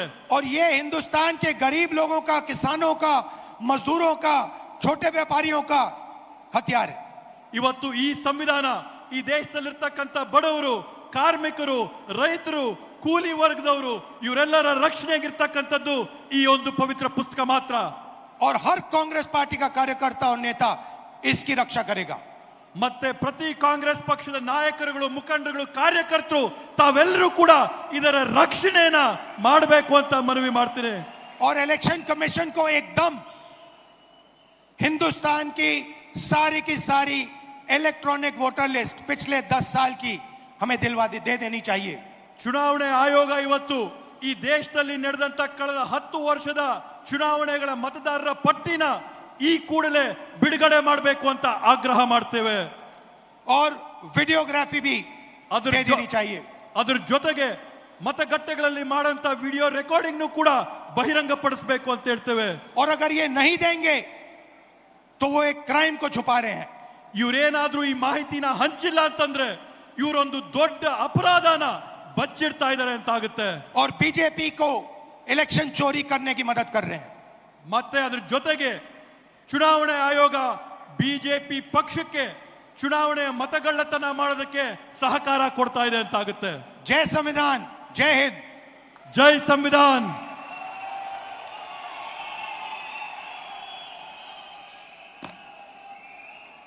ಹಲೋ, ಧನ್ಯವಾದಗಳು. ವಿರೋಧ ಪಕ್ಷದ ನಾಯಕರಾದ ರಾಹುಲ್ ಗಾಂಧಿ ಅವರಿಗೆ ನೀವೆಲ್ಲ ನಿಂತ್ಕೊಂಡು ಇವಾಗ ಹೇಳಬೇಕು, ಇಡೀ ಬೆಂಗಳೂರು ಇವತ್ತು, ಕರ್ನಾಟಕ ಇವತ್ತು ರಾಹುಲ್ ಗಾಂಧಿ ಹಿಂದೆ ಅಂತ. ರಾಹುಲ್ ಗಾಂಧಿ, ರಾಹುಲ್ ಗಾಂಧಿ, ರಾಹುಲ್ ಗಾಂಧಿ. ಇಡೀ ದೇಶ ಇವತ್ತು ರಾಹುಲ್ ಗಾಂಧಿ ಅವರು ಮತ್ತೆ ಮಲ್ಲಿಕಾರ್ಜುನ್ ಖರ್ಗೆ ಅವರ ಹಿಂದೆ ಇವತ್ತು ನಿಂತಿದೆ. ಎಲೆಕ್ಷನ್ ಕಮಿಷನ್ ಅವರ ಅನ್ಯಾಯ ಏನಿದೆ ಅದರ ವಿರುದ್ಧ ನಾವು ಪ್ರತಿಭಟನೆನ ಇವತ್ತಿಂದ ಪ್ರಾರಂಭ ಮಾಡ್ತೀವಿ ಅಂತ ಇಲ್ಲಿ ರಾಹುಲ್ ಗಾಂಧಿ ಅವರು ಘೋಷಣೆ ಮಾಡಿದ್ದಾರೆ. ಅವರಿಗೆ ಧನ್ಯವಾದಗಳು. ಈಗ ನಮ್ಮ ಕರ್ನಾಟಕದ ಸುಪುತ್ರ ಎಐಸಿಸಿ ಅಧ್ಯಕ್ಷ ಅಂತ ಶ್ರೀ ಮಲ್ಲಿಕಾರ್ಜುನ್ ಖರ್ಗೆ ಸಾಹೇಬರು ತಮ್ಮನ್ನು ಉದ್ದೇಶಿಸಿ ಮಾತನಾಡ್ತಾ ಇದ್ದಾರೆ.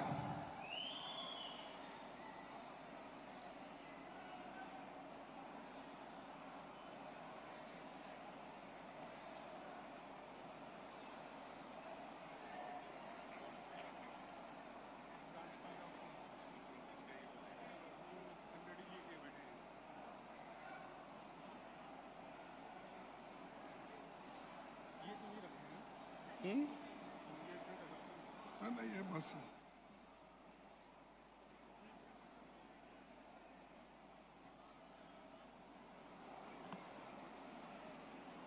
ಇಂದಿನ ಈ ಬೃಹತ್ ಸಭೆಯಲ್ಲಿ ಉದ್ದೇಶಿಸಿ ಮಾತನಾಡಿದಂಥ ನಿಮ್ಮ ಎಲ್ಲರ ಮೆಚ್ಚಿನ ನಾಯಕರಾದ ಶ್ರೀ ರಾಹುಲ್ ಗಾಂಧೀಜಿ ಅವರೇ, ಕೆ.ಸಿ. ವೇಣುಗೋಪಾಲ್ जी ಅವರೇ, रणदीप सिंह सुरजेवाला जी ने, chief minister Karnataka Siddaramaiah ji, deputy chief minister D K. Shivakumar ji ಮತ್ತು ಈ ವೇದಿಕೆ ಮೇಲೆ ಕುಳಿತಂತ ಎಲ್ಲ ಮಂತ್ರಿಮಂಡಲದ ಸದಸ್ಯರೇ, ಎಂಪಿಗಳೇ,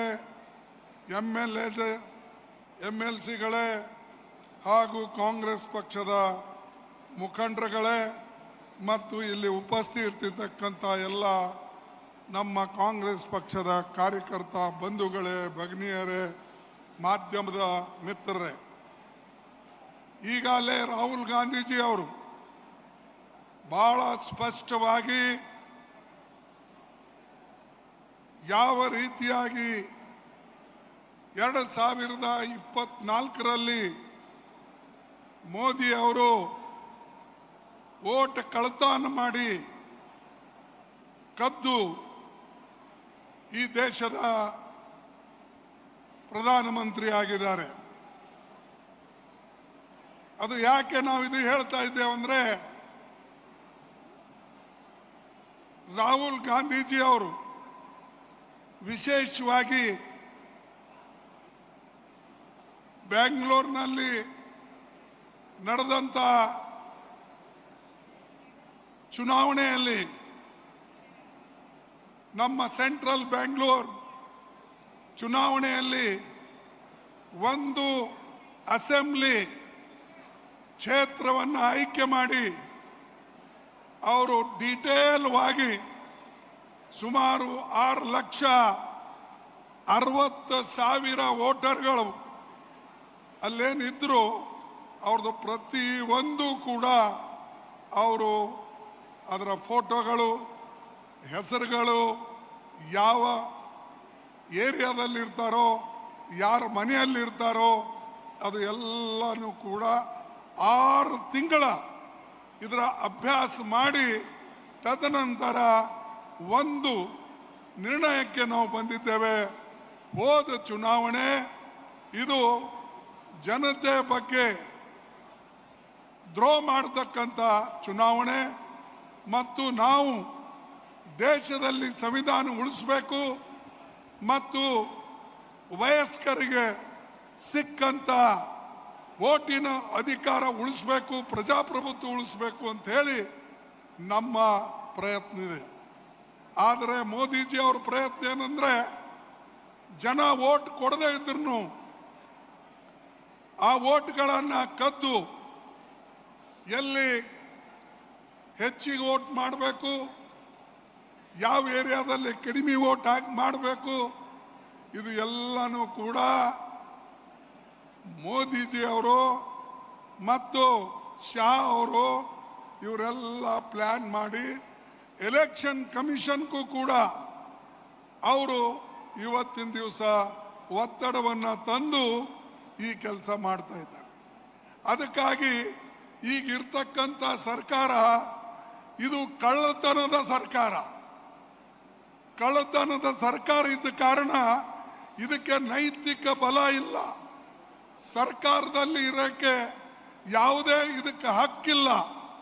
ಆದರೂ ಕೂಡ ಮೋದಿಯವರು ಇವತ್ತು ಎಲ್ಲ ಕಡೆ ಹೇಳ್ತಾರೆ, ನಾನು ದೇಶದ ಅಭಿವೃದ್ಧಿಗಾಗಿ ಮತ್ತು ದೇಶದ ಕಲ್ಯಾಣಕ್ಕಾಗಿ ನಾವೆಲ್ಲ ಕೆಲಸ ಮಾಡ್ತಾ ಇದ್ದೇನೆ ಅನ್ನತಕ್ಕಂಥದ್ದು ಹೇಳ್ತಾ ಇದ್ದಾರೆ. ಇದು ಸುಳ್ಳು, ಅಪ್ಪಟ್ಟು ಸುಳ್ಳು. ಮತ್ತು ಈಗಾಗಲೇ ನಮ್ಮ ಪಾರ್ಟಿ ವತಿಯಿಂದ ಸಾಕಷ್ಟು ನಾವು ಎಲ್ಲ ರಾಜ್ಯಗಳಲ್ಲಿ ಇಂಥ ತಪ್ಪುಗಳನ್ನು ಹುಡುಕಿ ಹುಡುಕಿ ಹುಡುಕಿ ತೆಗಿತಾ ಇದ್ದೇವೆ.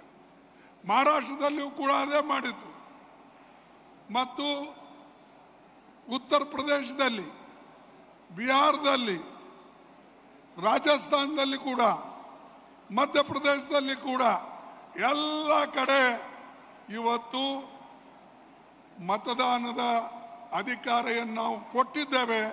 ಅದರದ್ದು ಮಿಸ್ಯೂಸ್ ಮಾಡಿ, ಬೋಗಸ್ ವೋಟಿಂಗ್ ಮಾಡಿ ಇವತ್ತು ಮೋದಿಯವರು ಈ ದೇಶವನ್ನು ಆಳ್ತಾ ಇದ್ದಾರೆ. ಬಂಧುಗಳೇ, ನಾನು ನಿಮಗೆ ವಿಶೇಷವಾಗಿ ಈ ಮಾತನ್ನ 6 ವರ್ಷದ ಹಿಂದೆ ಹೇಳಿದ್ದೆ. 2019ನಲ್ಲಿ ಯಾವಾಗ ನಾನು ಮೊದಲನೇ ಸಲ ಸೋತೆ, ನನ್ನ ಜೀವನದಲ್ಲೇ ಸೋಲು ಕಂಡಿದ್ದು ಅದು ಒಂದೇ ಎಲೆಕ್ಷನ್. ನಾನು ಸುಮಾರು 12 ಎಲೆಕ್ಷನ್ ಗೆದ್ದಿದ್ದೇನೆ, ಆದರೆ ಒಂದೇ ಒಂದು ಎಲೆಕ್ಷನ್ ಸೋತಿದ್ದು 2019ನಲ್ಲಿ. 2019ನಲ್ಲಿ ಇದೇ ರೀತಿಯಾಗಿ ಮಾಡಿದ್ರು. ಆವಾಗ ನಮಗೆ ಗೊತ್ತಾಗಲಿಲ್ಲ. ಯಾಕಂದ್ರೆ ಆವಾಗಲೂ ಕೂಡ ಪ್ರತಿಯೊಂದು ನನ್ನ ಬಲ್ಲಿ ಪ್ರತಿ ಅಸೆಂಬ್ಲಿ ಸೆಗ್ಮೆಂಟ್ನಲ್ಲಿ 20,000 20,000 20,000 ಈ ರೀತಿಯಾಗಿ ಸುಮಾರು 5 ಮತಕ್ಷೇತ್ರಗಳಲ್ಲಿ ಅವರು ಬೋಗಸ್ ವೋಟಿಂಗ್ ಮಾಡಿ ನಮಗೆ ಸೋಲಿಸ್ತಕ್ಕಂಥ ಪ್ರಯತ್ನ ಮಾಡಿ, ಟಾರ್ಗೆಟ್ ಮಾಡಿ ಈಗ ಎಲ್ಲ ಕೆಲಸ ಮಾಡಿದ್ರು. ಆದರೆ ಈಗ ಬಯಲಿಗೆ ಬಂದಿದೆ. ಯಾಕಂದ್ರೆ ಅತ್ಯಂತ ಸೂಕ್ಷ್ಮವಾಗಿ ರಾಹುಲ್ ಗಾಂಧಿಯವರು ಮತ್ತು ಕಾಂಗ್ರೆಸ್ ಪಕ್ಷದವರು ಇವತ್ತು ಅವರು ಮಾಡದಂತ ಏನು ತಪ್ಪುಗಳನ್ನಿವೆ ಅದು ಹೊರಗಡೆ ತಂದಿದ್ದಾರೆ. ಅದಕ್ಕಾಗಿ ನೀವು ಎಲ್ಲರೂ ಕೂಡ ಇದರ ಕಡೆ ಲಕ್ಷ್ಯ ಕೊಡಬೇಕು. ಪಾರ್ಟಿಯ ಮುಖಂಡರು ಚುನಾವಣೆಗಳೇ ಆಗ್ತವೆ ಹೋಗ್ತವೆ, ಆದ್ರೆ ಆ ಚುನಾವಣೆ ರಕ್ಷಣೆ ಮಾಡೋದು, ಗೆಲ್ಲತಕ್ಕಂಥದ್ದು ನಿಮ್ಮ ಜವಾಬ್ದಾರಿ ಆಗಿದೆ. ಅದಕ್ಕಾಗಿ ನಾನು ನಿಮಗೆ ವಿಶೇಷವಾಗಿ ಹೇಳ್ಕೊಡ್ತಕ್ಕಂಥದ್ದೇನೆಂದರೆ, ಈ ಮೋದಿ ಈಗಾಗಲೇ ಅನೇಕ ನಮ್ಮ ಕಾಂಗ್ರೆಸ್ ಕಾರ್ಯಕರ್ತರಿಗೆ ಬೇರೆ ಪಕ್ಷದವರಿಗೆ ಅವರಿಗೆಲ್ಲ ಹೆದರಿಸಿ ಬೆದರಿಸಿ ಇಡಿದು CBIದು CBCದು ಅನೇಕ ಕೆಲಸಗಳು ಅವ್ರು ಮಾಡಿದ್ದಾರೆ. ಹೆದರಿಸಿ ಮೆಜಾರಿಟಿ ಮಾಡಿಕೊಂಡಿದ್ದಾರೆ. ಅನೇಕ ರಾಜ್ಯಗಳಲ್ಲಿ ಅವರಿಗೆ ಮೆಜಾರಿಟಿ ಇರಲಿಲ್ಲ, ಆದರೂ ಕೂಡ ಪಕ್ಷಗಳನ್ನು ಒಡೆದು MLAಗಳನ್ನು ಖರೀದಿ ಮಾಡಿ ಸರ್ಕಾರ ಮಾಡ್ತಾ ಇದ್ದಾರೆ. ಅದೇ ರೀತಿಯಾಗಿ ಮಹಾರಾಷ್ಟ್ರನಾಗ ಆಯಿತು, ಹಿಂದೆ ನಮ್ಮ ಕರ್ನಾಟಕದಲ್ಲೇ ಆಯಿತು, ಅದೇ ರೀತಿಯಾಗಿ ಗೋವಾದಲ್ಲೇ ಆಯಿತು, ಮಣಿಪುರ್ನಲ್ಲೇ ಆಯಿತು. ಇವು ಎಲ್ಲ ಕಡೆ ಅವರು ಎಂದೂ ಎಲೆಕ್ಷನ್ದಲ್ಲಿ ಗೆದ್ದು ಬರಲಿಲ್ಲ. ಆದರೆ ಚುನಾವಣೆಯಲ್ಲಿ ಗೆದ್ದು ಬಂತ ಜನರಿಗೆ ಸೆಳ್ಕೊಂಡು ದುಡ್ಡು ಕೊಟ್ಟು ಆ ಸರ್ಕಾರಗಳನ್ನು ಮಾಡಿದ್ರು. ಈಗ ಅದೇ ಚಾಳಿ ಅವ್ರದ್ದಿದೆ. ಅದಕ್ಕಾಗಿ ಅವರಿಗೆ ನಾವು ಬುದ್ಧಿ ಕಲಿಸಬೇಕಾಗಿದೆ. ಮತ್ತು ವಿಶೇಷವಾಗಿ ಈ ನಮ್ಮ 2024 ಎಲೆಕ್ಷನ್ ಏನಿದೆ ಅದು ನಿಜವಾಗಲೂ ಮೋದಿ ಅಂಡ್ ಕಂಪನಿ ಗೆದ್ದಿಲ್ಲ. ಅವರು ನೇರವಾಗಿ ಚುನಾವಣೆ ಗೆದ್ದಿಲ್ಲ, ಕಳ್ಳತನದಿಂದ ಚುನಾವಣೆ ಗೆದ್ದಿದ್ದಾರೆ. ಆ ಸರ್ಕಾರ ಬಹುಕಾಲ ಉಳಿಯೋದಿಲ್ಲ. ಅವ್ರು ಎಲ್ಲೇ ಇರಲಿ ನಾವು ಹೊರಗೆ ತರ್ತೇವೆ, ಹೊರಗಡೆ ತಂದು ಅವ್ರಿಗೆ ಜನರಿಂದ ಚೀಮಾರಿ ಹಾಕಿಸ್ತೇವೆ. ಯಾಕಂದ್ರೆ ನಿಮಗೆ ಎಂದೂ ಕೂಡ ತಪ್ಪದ ದಾರಿಗೆ ನಾವು ಹೋಗಕ್ಕೆ ಬಿಡೋದಿಲ್ಲ. ಅದಕ್ಕಾಗಿ ಇವತ್ತು ವಿಶೇಷವಾಗಿ ನಾವು ಇವತ್ತು ಯಾರಿಗೆ ಜನಬೆಂಬಲ ಇಲ್ಲ ಅಂತ ಪ್ರಧಾನಮಂತ್ರಿ ಇವತ್ತು ನಮ್ಮ ದೇಶದಲ್ಲಿ ಇದ್ದಾನೆ. ಅವರಿಗೆ ಕೆಳಗಿಳಿಸ್ತಕ್ಕಂಥದ್ದು ಒಂದೇ ಅಲ್ಲ, ಬುದ್ಧಿ ಕಲಿಸ್ತಕ್ಕಂಥದ್ದು. ಸ್ಪಷ್ಟವಾಗಿ ಹೇಳಬೇಕು, ದೇಶದ ಆರ್ಥಿಕ ವ್ಯವಸ್ಥೆ ಕೆಡಿಸ್ತಾ ಇದ್ದಾನೆ. ದೇಶದಲ್ಲಿ ನೆಮ್ಮದಿಯಿಂದ ಜನ ಇರಕ್ಕೆ ಸಾಧ್ಯ ಇಲ್ಲ. ಇದರ ಹಿಂದೆ ಅನೇಕ ತಪ್ಪು ಮಾಡಿದ್ರು. ನೋಟ್ ಬಂದಿ ಆಗಲಿ ಅವು ಆಗಲಿ ಇವೆಲ್ಲನೂ ನಾ ಮತ್ತೆ ಪುನಃ ಹೇಳಕ್ ಹೋಗೋದಿಲ್ಲ. ಅವೆಲ್ಲ ಮಾಡಿ ದೇಶ ಬರ್ಬಾದ್ ಮಾಡಿಬಿಟ್ರು. ಈಗ ಪುನಃ ಇನ್ನೊಂದು ತಪ್ಪು ಮಾಡಿ ದೇಶ ಹಾಳು ಮಾಡ್ತಾ ಇದ್ದಾರೆ. ಅದಕ್ಕಾಗಿ ನಾವೆಲ್ಲರೂ ಕೂಡ ಈ ಕದ್ದಂತ ಚುನಾವಣೆ ಎಲ್ಲರೂ ಕಂಡುಹಿಡಿಬೇಕು. ಇವತ್ತು ಸೆಂಟ್ರಲ್ ಬೆಂಗಳೂರಿನಲ್ಲಿದೆ, ಬೇರೆ ಕಡೆನೂ ಇದೆ. ಎಲ್ಲೆಲ್ಲಿ ಹೀಗಾಗಿದೆ ನೀವು ಪ್ರತಿಯೊಬ್ಬರು ಸೂಕ್ಷ್ಮವಾಗಿ ಆ ಚುನಾವಣೆ ರಿಸಲ್ಟ್ಗಳನ್ನು ಅಭ್ಯಾಸ ಮಾಡಬೇಕು ಮತ್ತು ಹೊರಗಡೆ ತರಬೇಕು.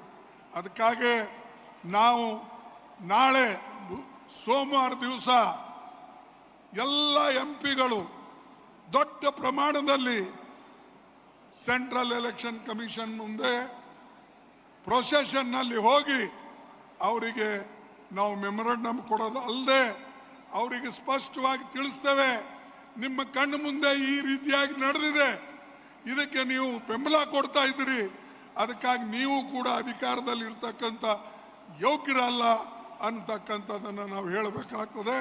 ಅದು ಸೋಮವಾರ ದಿವಸ ನಾವು ದಿಲ್ಲಿಯಲ್ಲಿ ಆ ಕೆಲಸ ಮಾಡ್ತೇವೆ. ಅದೇ ರೀತಿಯಾಗಿ ಇಂಡಿಯಾ ಅಲೈನ್ಸ್ ಪಾರ್ಟಿಗಳಿಗೆ ನಾವು ನಿನ್ನೆ ರಾಹುಲ್ ಗಾಂಧೀಜಿ ಅವರ ನಿವಾಸದಲ್ಲಿ ಕರೆದಿದ್ದೇವೆ. ಎಲ್ಲರನ್ನ ಕರೆದು ನಾವು ಸ್ಪಷ್ಟವಾಗಿ ಹೇಳಿದ್ದೇವೆ, ನಾವು ಒಕ್ಕಟ್ಟಾಗಿರ್ಬೇಕು, ಒಂದಾಗಿರ್ಬೇಕು. ನಾವು ಒಂದಾಗಿದ್ದರೆ ತಾನೇ ಈ ಮೋದಿ ಅವರ ಕಳ್ಳಾಟ ನಡೆಯೋದಿಲ್ಲ. ಇಲ್ಲದ್ರೆ ಇದೇ ರೀತಿಯಾಗಿ ಅವರು ಕಳ್ಳತನ ಮಾಡಿ ಮಾಡಿ ಮಾಡಿ ಅಧಿಕಾರದಲ್ಲಿರ್ತಾರೆ. ಇದು ಒಂದು. ಅದಕ್ಕಾಗಿ ಇವರಿಗೆ ಅಧಿಕಾರದಿಂದ ಇಳಿಸೋದು ಅತ್ಯಂತ ಮಹತ್ವದು. ಎರಡನೇದು, ನಮ್ಮ ಶಿಕ್ಷಣ ಕ್ಷೇತ್ರದಲ್ಲಿ ಕೈ ಆಡಿಸ್ತಾರೆ. ಅವರಿಗೆ ಅಧಿಕಾರ ಇದೆ ಅಂತ ಹೇಳಿ ನಾನು ನಿಮ್ಮಲ್ಲೆಲ್ಲರಿಗೆ ವಿನಂತಿ ಮಾಡಿಕೊಳ್ತಕ್ಕಂಥದ್ದು ಒಂದೇ, ಏನಂದ್ರೆ quit India movement. Mahatma Gandhiji ಅವರು 9ನೇ ತಾರೀಕು ಅವರು ಅಂದಿನ ಕಾಲದಲ್ಲಿ ಮಾಡಿದರು, ಆಗಸ್ಟ್ 9. ಈಗ ನಾವು ಈ ದೇಶದ ಸಂವಿಧಾನ ರಕ್ಷಣೆ ಮಾಡಕ್ಕೆ, ಡೆಮಾಕ್ರಸಿ ರಕ್ಷಣೆ ಮಾಡಕ್ಕೆ ನಾವೆಲ್ಲರೂ ಕೂಡ ಕ್ವಿಟ್ ನಮ್ಮ ಇಂಡಿಯಾ ಮೂವ್ಮೆಂಟ್ದಾಗೆ ನಾವು ಇದನ್ನ ಇಲ್ಲಿ ಮಾಡಬೇಕಾಗ್ತದೆ. ಅದಕ್ಕಾಗಿ ಈ ಒಂದು ಕ್ವಿಟ್ ಇಂಡಿಯಾ ಮೂವ್ಮೆಂಟ್ ಹೆಂಗೆ ಡೂ ಅಂಡ್ ಡೈ ಅನ್ನತಕ್ಕಂಥದ್ದು ಗಾಂಧೀಜಿ ಮಾಡಿದ್ರು. ನಾವು ನಮ್ಮ ಪ್ರಜಾಪ್ರಭುತ್ವವನ್ನು ಉಳಿಸಕ್ಕೆ, ನಮ್ಮ ಲೋಕತಂತ್ರದ ರಕ್ಷಣೆಗಾಗಿ, ನಮ್ಮ ಸಂವಿಧಾನದ ರಕ್ಷಣೆಗಾಗಿ ಡೂ ಅಂಡ್ ಡೈ ಅನ್ನತಕ್ಕಂಥ ಒಂದು ಸ್ಲೋಗನ್ನ ತೆಗೆದುಕೊಂಡು ನಾವು ಹೋಗ್ಬೇಕು, ಆ ಪ್ರಯತ್ನ ಮಾಡಬೇಕು. ಯಾಕಂದ್ರೆ ನಮ್ಮ ಓಟೆ ಕಸ್ಕೊಂಡ್ಮೇಲೆ, ನಮಗೆ ಮತದಾನ ನಮ್ದು ತೆಗೆದುಕೊಂಡ್ಮೇಲೆ ನಮಗೆ ಅಸ್ತಿತ್ವ ಇರೋದಿಲ್ಲ ದೇಶದಲ್ಲಿ. ನಾವು ನಾಗರಿಕನೂ ಅಲ್ಲ. ಅದಕ್ಕಾಗಿ ಈ ಕೆಲಸವನ್ನು ನೀವೆಲ್ಲರೂ ಕೂಡ ಮಾಡ್ತೀರಿ ಅಂತಕ್ಕಂಥ ಮಾತನ್ನ ಇವತ್ತು ಹೇಳಿ ನಾವೆಲ್ಲರ ಜೊತೆಯಲ್ಲಿ ಸಂಪರ್ಕ ಕೂಡ ಮಾಡ್ತಾ ಇದ್ದೇವೆ. ನಾನು ವಿಶೇಷವಾಗಿ ರಾಹುಲ್ ಗಾಂಧೀಜಿ ಅವರಿಗೆ ಧನ್ಯವಾದ ಹೇಳ್ತೇನೆ. ಯಾಕಂದ್ರೆ ಅವರು ಪ್ರತಿ ಒಂದು ಕಡೆ ಹೋಗಿ ಇಂಥ ಒಂದು ಏನು ನಮ್ಮ ಕೆಟ್ಟ ಬೆಳವಣಿಗೆಗಳಾಗ್ತಾ ಇವೆ ಅದಕ್ಕೆ ಅವರು ಎತ್ತಿ ತೋರಿಸಿ ಜನಜಾಗೃತಿ ಮಾಡ್ತಕ್ಕಂಥ ಕೆಲಸ ಮಾಡ್ತಾ ಇದ್ದಾರೆ. ಅದಕ್ಕಾಗಿ ಅವರಿಗೆ ನಾನು ಧನ್ಯವಾದ ಕೊಡ್ತೇನೆ. ಇಷ್ಟು ಧೈರ್ಯದಿಂದ ಕೆಲಸ ಮಾಡ್ತಕ್ಕಂಥ ನಾಯಕ ಯಾರೂ ನಮ್ಮ ದೇಶದಲ್ಲಿ ಇವತ್ತು ಇಲ್ಲ. ರಾಹುಲ್ ಗಾಂಧಿ ಅವರಿಗೆ ಬಿಟ್ಟು ಬೇರೆ ಯಾರೂ ಕೂಡ ಇಲ್ಲ. ಎಲ್ಲಕ್ಕೂ ತಯಾರ್, ಪ್ರೊಸೆಷನ್ ಹೋಗಕ್ಕೂ ತಯಾರ್, ಅರೆಸ್ಟ್ ಆಗಕ್ಕೂ ತಯಾರ್, ತನ್ನ ಐಡಿಯಾಲಜಿಗೆ ಜನರ ಮುಂದೆ ಇಟ್ಟು ಜೈಲಿಗೆ ಹೋಗಕ್ಕೂ ತಯಾರ್. ಅವ್ರ ಮೇಲೆ ಇವತ್ತು ಅನೇಕ ಕೇಸ್ ಇವೆ, 40-50 ಕೇಸ್ಗಳಿವೆ. ಪ್ರತಿ ಒಂದು ಕೋರ್ಟಿಗೆ ಅವ್ರು ಹೋಗ್ತಾರೆ. ಪ್ರತಿ ಒಂದು ಕಡೆ ಹೋಗಿ ಜನರಿಗೆ ಜಾಗೃತಿ ಮಾಡ್ತಕ್ಕಂಥ ಕೆಲಸ ಇವತ್ತು ಡೆಮಾಕ್ರಸಿ ಬಗ್ಗೆ, ಸಂವಿಧಾನ ಬಗ್ಗೆ ಮಾಡ್ತಾ ಇದ್ದಾರೆ. ನಾವೆಲ್ಲರೂ ಕೂಡ ಒಂದಾಗಿ ಅವರಿಗೆ ಬೆಂಬಲ ಕೊಡಬೇಕು. ಮತ್ತು ಅದೇ ರೀತಿಯಾಗಿ ಕ್ವಿಟ್ ಇಂಡಿಯಾ ಮೂವ್ಮೆಂಟ್ ಬಗ್ಗೆ ಡೂ ಅಂಡ್ ಡೈ ಅನ್ನತಕ್ಕಂಥ ಸ್ಲೋಗನ್ ಅನ್ನು ತೆಗೆದುಕೊಂಡು ನಾವು ಮುಂದೆ ಹೋಗಬೇಕು ಅನ್ನತಕ್ಕಂಥ ಮಾತನ್ನ ನಾನು ನಿಮಗೆ ಹೇಳಿ ನನ್ನ 4 ಮಾತು ಮುಗಿಸ್ತೇನೆ. ಜೈ ಹಿಂದ್, ಜೈ ಕಾಂಗ್ರೆಸ್, ಜೈ ಹಿಂದ್. ಏನು ಇವತ್ತು ಸಪ್ಪಗಿದ್ರಿ ಅಲ್ಲ, ಜೈ ಹಿಂದ್, ಜೈ ಹಿಂದ್, ಜೈ ಹಿಂದ್, ಜೈ ಕಾಂಗ್ರೆಸ್, ಜೈ ಕಾಂಗ್ರೆಸ್. ನಿಮ್ಮೆಲ್ಲರಿಗೆ ಧನ್ಯವಾದ. ಈ ಕಳತನದಿಂದ ಅಧಿಕಾರನಲ್ಲಿ ಇರ್ತಕ್ಕಂಥವ್ರಿಗೆ ಓಡಿಸ್ಬೇಕು ಅಂತ ಇನ್ನೊಮ್ಮೆ ಹೇಳಿ ನನ್ನ ಮಾತು ಮುಗಿಸ್ತೇನೆ. ಜೈ ಹಿಂದ್.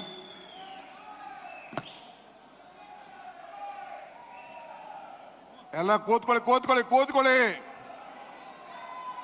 ಈಗ ತಮ್ಮನ್ನು ಉದ್ದೇಶಿಸಿ ನಮ್ಮ ರಾಜ್ಯದ ಗೌರವಾನ್ವಿತ ಮುಖ್ಯಮಂತ್ರಿಗಳಂತ ಸಿದ್ದರಾಮಯ್ಯನವರು ಮಾತಾಡ್ತಾರೆ.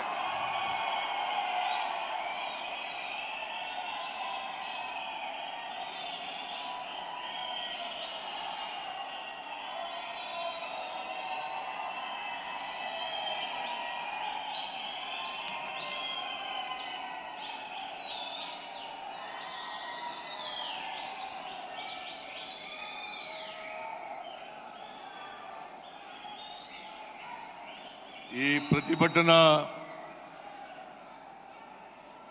ರ್ಯಾಲಿನಲ್ಲಿ ಭಾಗವಹಿಸಿರ್ತಕ್ಕಂಥ ಅಖಿಲ ಭಾರತ ಕಾಂಗ್ರೆಸ್ ಪಕ್ಷದ ಅಧ್ಯಕ್ಷರು, ರಾಜ್ಯಸಭೆಯಲ್ಲಿ ವಿರೋಧ ಪಕ್ಷದ ನಾಯಕರು ಆದಂಥ ಮಾನ್ಯ ಮಲ್ಲಿಕಾರ್ಜುನ ಖರ್ಗೆ ಅವರೇ, ಲೋಕಸಭೆಯಲ್ಲಿ ವಿರೋಧ ಪಕ್ಷದ ನಾಯಕರು, ನಮ್ಮೆಲ್ಲರ ನಾಯಕರು ಆದಂಥ ಶ್ರೀ ರಾಹುಲ್ ಗಾಂಧಿ ಅವರೇ, ಎಐಸಿಸಿ ಪ್ರಧಾನ ಕಾರ್ಯದರ್ಶಿಗಳಾದಂಥ ಶ್ರೀ ವೇಣುಗೋಪಾಲ್ ಅವರೇ, ಇನ್ನೊಬ್ಬರು ಎಐಸಿಸಿ ಪ್ರಧಾನ ಕಾರ್ಯದರ್ಶಿಗಳಾದಂಥ ಶ್ರೀ ಸುರ್ಜೇವಾಲಾ ಅವರೇ, ಕೆಪಿಸಿಸಿ ಅಧ್ಯಕ್ಷರು ಉಪಮುಖ್ಯಮಂತ್ರಿಗಳು ಆದಂಥ ಶ್ರೀ ಡಿ.ಕೆ. ಶಿವಕುಮಾರ್ ಅವರೇ,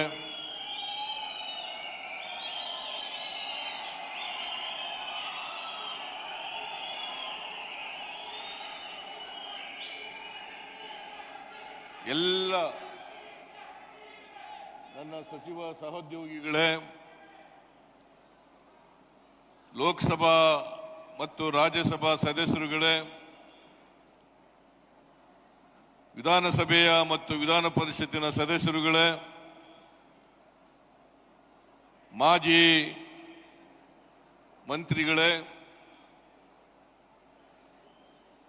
ಮಾಜಿ ಲೋಕಸಭಾ ರಾಜ್ಯಸಭಾ ಸದಸ್ಯರುಗಳೇ, ಮಾಜಿ ವಿಧಾನಸಭಾ ವಿಧಾನ ಪರಿಷತ್ತಿನ ಸದಸ್ಯರುಗಳೇ,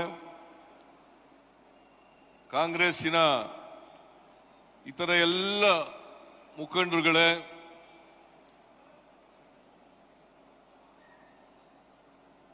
ಮುಂಚೂಣಿ ಘಟಕಗಳ ಎಲ್ಲ ಪದಾಧಿಕಾರಿಗಳೇ, ಇಲ್ಲಿ ಇಷ್ಟೊಂದು ಬೃಹತ್ ಸಂಖ್ಯೆಯಲ್ಲಿ ಆಗಮಿಸಿರ್ತಕ್ಕಂಥ